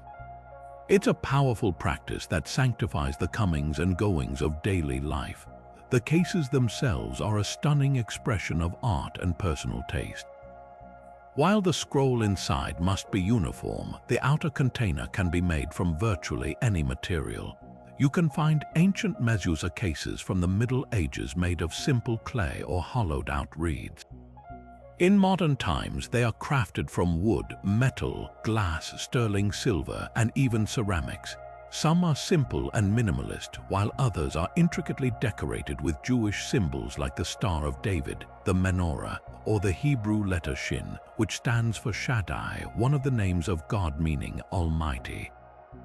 This letter is often displayed on the outside of the case, facing outward.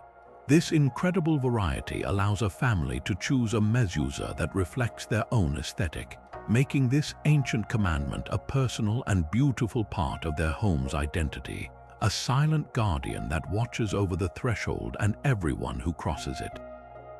While many amulets offered protection from harm, one of the most universally desired blessings was a simpler, more fundamental need, the guarantee of never going hungry. In the sun-drenched world of ancient Greece and the sprawling empire of Rome, this hope took a beautiful, bountiful form, the cornucopia or the horn of plenty. This was not a charm to ward off evil spirits, but to attract the very essence of life itself, abundance, prosperity, and the unwavering security that comes with a full larder. Unlike a monstrous guardian or a cryptic symbol, the cornucopia's message was immediately clear and deeply comforting. It was an overflowing horn spilling forth with the fruits of the earth, a promise that there would always be enough. The mythological origins of this powerful symbol are rooted in a story of divine nurture and unexpected strength. The most famous tale comes from Greek mythology and involves the supreme god Zeus. When Zeus was an infant, hidden away on the island of Crete to protect him from his father Cronus, who devoured his children, he was placed in the care of the nymph Amaltheia. Different versions of the story describe Amaltheia either as a she-goat who provided milk for the infant god, or as a nymph who owned such a goat. During his playful, godly childhood, Zeus accidentally broke off one of the goat's horns. To atone for this and to honor the creature that sustained him, Zeus endowed the broken horn with a miraculous power. It would forever overflow with whatever its owner desired: ripe fruits, vegetables, grains, and flowers, providing an endless supply of nourishment. This horn became the original cornucopia, a direct gift from the king of the gods, forever linking it to divine favor and inexhaustible provision. This powerful narrative was eagerly adopted and adapted by the Romans, who saw in it a perfect symbol for their own aspirations of peace and prosperity. They associated the horn primarily with their goddess of the harvest, Copia, whose very name means plenty or abundance, but the cornucopia's influence didn't stop there. It became a central attribute for a host of other deities who governed the well-being of the state and the individual. The goddess Fortuna, who controlled luck and fate, was often depicted holding the horn, suggesting that true good fortune was the blessing of abundance. Pax, the personification of peace, was shown with a cornucopia to illustrate that peace naturally leads to and is sustained by prosperity. Even the goddess of harmony, Concordia, was shown with one, symbolizing that a society with enough resources for all is a society at peace with itself. In Roman hands, the horn transcended its pastoral origins to become a potent symbol of imperial benevolence and the golden age of plenty that a stable empire could provide. As a personal amulet, the cornucopia was incredibly popular across all levels of society. Small versions were crafted from precious metals like gold and silver for the wealthy, and from bronze, terracotta, or even bone for common citizens. These amulets were worn as pendants or carried in purses, a personal petition to the gods for a bountiful harvest, success in business, or simply the security of never knowing want. For a merchant, it might be a charm to attract wealthy customers. For a farmer, it was a prayer for fertile fields and healthy livestock. For a mother, it was a hope that she could always provide for her children. The amulet was also a common feature in Roman households. Small figurines of Lares, the protective household gods, often held cornucopiae, ensuring that the spirit of abundance watched over the family's storerooms and granaries. Mosaic floors in dining rooms frequently featured the horn, transforming every meal into a celebration of the abundance it represented. The artistic legacy of the cornucopia is one of joyful, overflowing generosity. On coins minted during prosperous reigns, emperors used the image to proclaim that their rule brought wealth and abundance to the empire. In magnificent frescoes from Pompeii, the horn is depicted spilling over with grapes, pomegranates, and wheat. Sculptures of the goddess Annona, who personified the grain supply to the city of Rome, show her with a cornucopia at her feet, a direct promise that the capital would never face famine. The items spilling from the horn were always carefully chosen for their symbolism: grains for sustenance, grapes for wine and joy, olives for oil and peace, and coins for financial prosperity. This wasn't just a random assortment of food, it was a curated display of the ideal, abundant life. This ancient symbol of abundance has never truly faded from view. It remains a powerful and instantly recognizable emblem of prosperity, particularly during the harvest season. In North America, it is a central motif of the Thanksgiving holiday, a direct descendant of ancient harvest festivals, adorning table centerpieces and greeting cards. You'll find it in the logos of financial institutions, agricultural cooperatives, and grocery chains, a silent promise of growth and plenty. Its journey from the mythic caves of Crete to our modern tables is a testament to a hope that transcends time and culture, a universal human desire for security, for celebration, and for the simple, profound comfort of a horn that will never, ever be empty. Moving from the overflowing promise of the cornucopia, we now journey to a symbol that embodies a different kind of abundance, not of harvest, but of time, wisdom, and the patient, enduring strength of the earth itself. In the diverse spiritual landscapes of Native American cultures, the turtle emerges as one of the most revered and universal figures. More than just an animal, it is a sacred being, a teacher, and a powerful guardian. Turtle charms crafted from stone, bone, clay, or wood are far more than decorative objects. They are profound personal talismans, worn to carry the creature's essence of protection, longevity, and unshakable connection to the natural world. To understand the depth of this connection, we must begin with the creation stories held by many tribes, particularly among the Iroquois and Anishinaabe peoples. In these powerful narratives, the world as we know it was formed on the back of a great turtle. The story tells of a time when the sky world existed, and a pregnant woman fell through a hole, tumbling toward the vast primordial waters below. Seeing her fall, the water animals scrambled to help. The muskrat dove deep despite the danger and brought up a pawful of mud. This life-giving earth was carefully placed on the back of a great turtle who volunteered to bear the weight. The mud began to spread and grow, forming the continent of North America, known to many tribes as Turtle Island. This origin story is not merely a myth from the past, it is a living, breathing foundation of identity. It means that the very ground beneath our feet is alive, is sacred, and is sustained by a patient, generous creature. To wear a turtle charm is to carry a tiny piece of that foundational truth, a constant reminder that we are all connected to this living earth and share the responsibility of caring for it. This foundational role gives the turtle its primary meanings as a talisman. Its most obvious attribute is longevity. Turtles are among the longest living creatures on Earth, and their image is invoked for health, endurance, and a long life well lived. A turtle charm is often given to children or elders for this very reason, to wish a child a life of many seasons and to honor an elder's journey through them. But its protection goes beyond just years. The turtle's hard shell is a natural fortress, a symbol of defensive protection and emotional boundaries.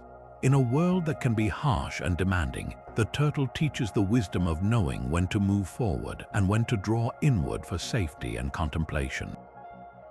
Carrying a turtle amulet is like carrying a personal shield, a spiritual retreat that one can always access for strength and peace. The use of these charms is as varied as the tribes that create them. A mother might place a small turtle figurine carved from river stone in a newborn's cradle board to watch over the child's first steps in life. A person undergoing a difficult time might carry a turtle pendant to help them remember to be patient and steady, to persevere through challenges with the turtle's unwavering determination. In some healing rituals, a turtle charm might be used to represent the grounding energy of the earth, helping to restore balance to an individual's spirit. The materials chosen are always significant. A turtle carved from turquoise connects it to the sky and healing, while one made from pipestone roots it firmly in the earth. Many artisans incorporate a circle of dots around the edge of the shell on their carvings, representing the 13 scutes on a turtle's back, which correspond to the 13 moons in the annual lunar cycle, beautifully tying the creature to the rhythms of time and the celestial world. The cultural significance of the turtle is a powerful example of a shared value across countless distinct nations, from the Haida of the Pacific Northwest to the Cherokee of the Southeast. While specific stories and artistic styles differ, the core reverence for this creature as a symbol of the earth, life, and perseverance is a profound common thread. This wasn't a symbol kept locked away in rituals, it was integrated into daily life. You see it etched into pottery, painted on drums, and woven into basket patterns. In modern times, the turtle remains a vital symbol of cultural continuity and environmental stewardship. Contemporary native artists continue to create stunning turtle amulets in silver, copper, and traditional materials, their work a testament to an enduring legacy. To wear a turtle charm today, especially one crafted by a native artist, is to carry a piece of this ancient wisdom, a quiet, steady plea for protection, a commitment to walking gently on the earth, and a reminder that true strength lies in patience, resilience, and deep, enduring connection. While the turtle amulet embodies the patient strength of the earth, the next object on our list represents a very different kind of power, the public, gleaming honor of the Roman legionary. This brings us to the phalaria, a stunning and deeply personal artifact of military prestige that also served as a powerful protective charm. These were not simple medals, they were large sculptural discs, often made of embossed bronze, silver, or even gold, worn on a harness across a soldier's chestplate. Their primary purpose was to proclaim his valor for all to see, each one a hard-earned testament to a specific act of bravery in battle. But to the Roman soldier, steeped in a world of omens and superstition, these shining badges were far more than just decorations. They were believed to be imbued with the favor of the gods, a divine recognition of his courage that would continue to shield him from harm in future conflicts. The craftsmanship of a phalaria was a true art form designed to be seen from across the battlefield. Artisans would expertly hammer sheets of precious metal from the reverse side to create intricate designs in high relief. Common motifs included the fearsome face of Medusa or Gorgoneion, whose terrifying visage was meant to paralyze enemies with fear, a direct continuation of the Greek apotropaic tradition we explored earlier. Other popular designs featured the powerful figure of Hercules, the ultimate hero of strength and endurance, or Mars, the god of war himself. Some phalaria displayed mythical beasts like wolves or eagles, symbols of the legion's ferocity and the divine favor of Jupiter. The most prestigious awards might even be decorated with portraits of the reigning emperor, linking the soldier's personal bravery directly to the glory of Rome and its leader. Wearing these symbols wasn't just about pride, it was about surrounding oneself with the most powerful protective imagery available in the Roman world. Receiving these awards was a formal and sacred ceremony, a ritual that transformed them into talismans. They were not handed out lightly. A soldier might be awarded a phalaria for being the first over an enemy wall, for saving the life of a fellow citizen in combat, or for single-handedly defeating an enemy champion. The presentation would be made by the commanding general, often in front of the entire legion, invoking the names of the gods. This public consecration, this recognition from both his commander and his peers, was believed to sanctify the object. It became a physical repository of the soldier's virtus, his manly courage and excellence, and a constant, gleaming reminder of that moment of divine favor. He wore them on a leather harness called a boltius over his cuirass, where they would catch the sun and sparkle with every movement, a dazzling display intended to intimidate foes and attract fortune. The archaeological record provides breathtaking evidence of these objects, often found in the most poignant contexts. One of the most significant discoveries was the so-called treasure of the legionary, found in a river in Germany, likely thrown in as a votive offering to the gods after a campaign.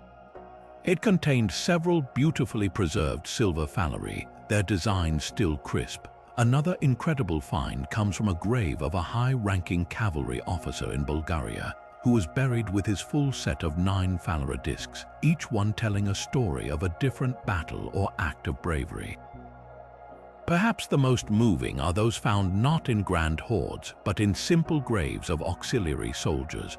For these men, who were not Roman citizens but fought for the promise of citizenship and land, these awards were everything, proof of their valor and their accepted place within the Roman machine, and their most prized possession to take into the afterlife.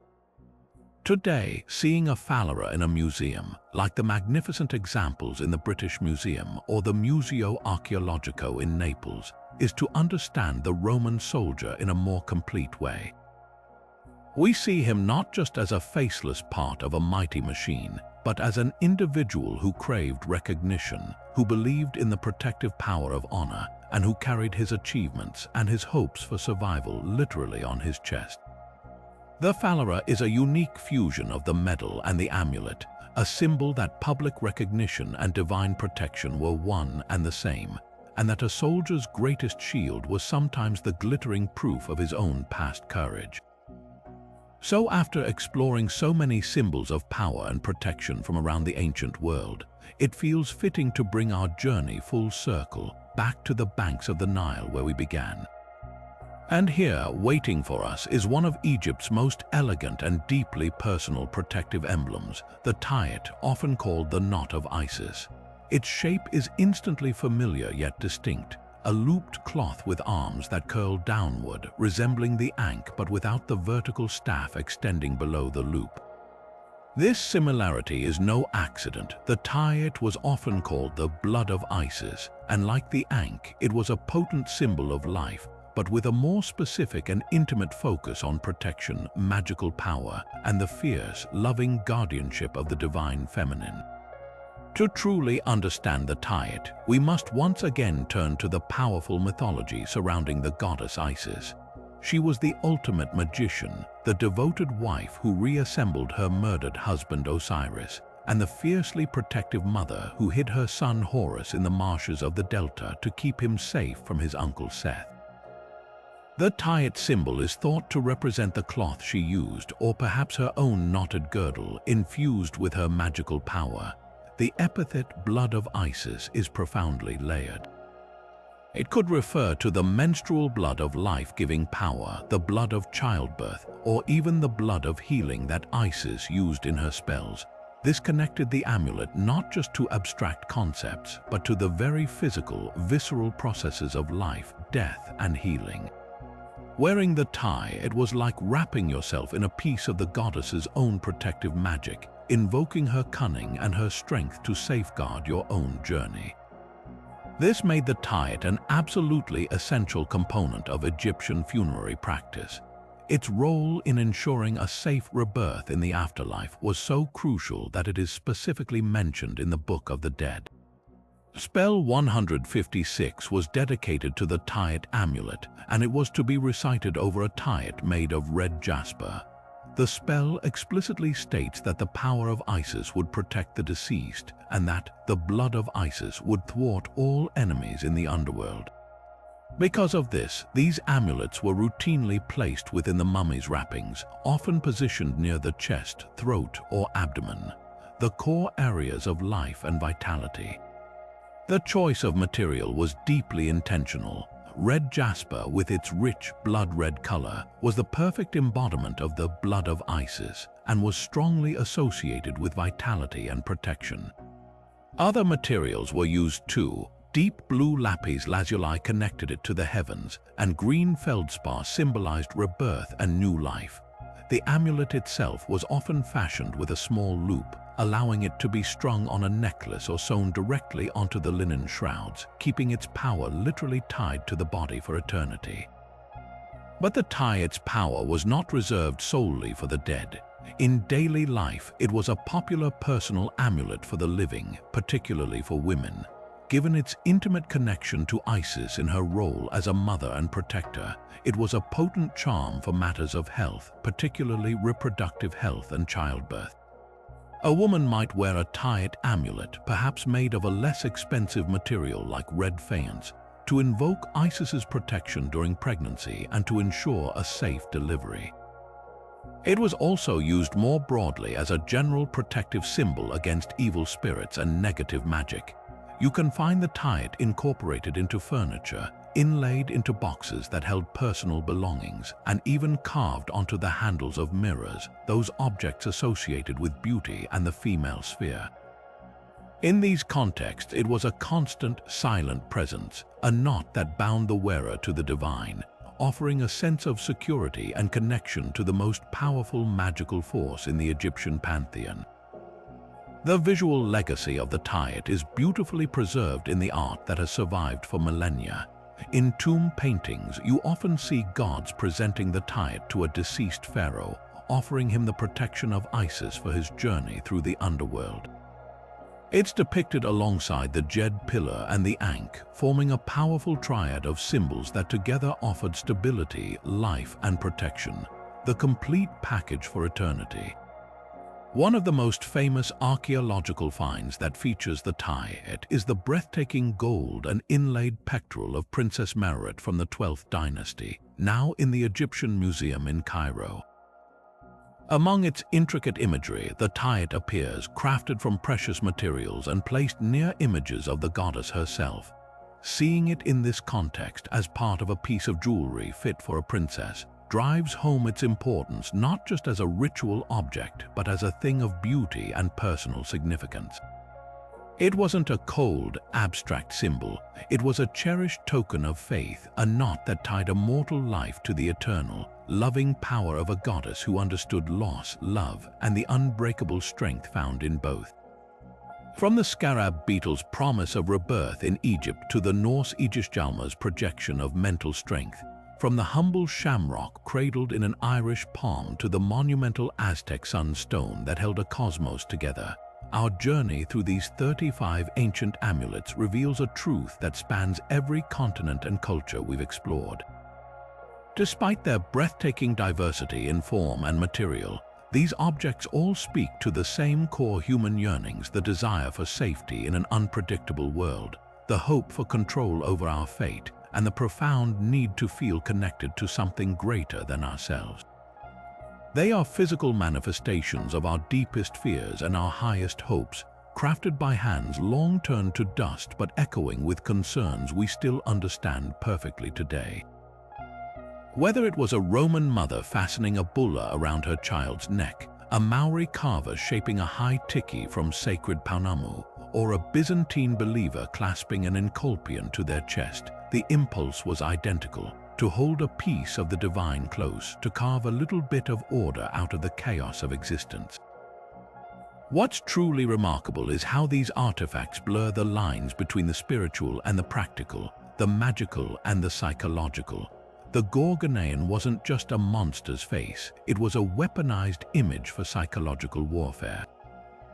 The fascinus wasn't merely a crude symbol, it was a Roman answer to negative energy, using the ultimate sign of vitality to combat a withering curse.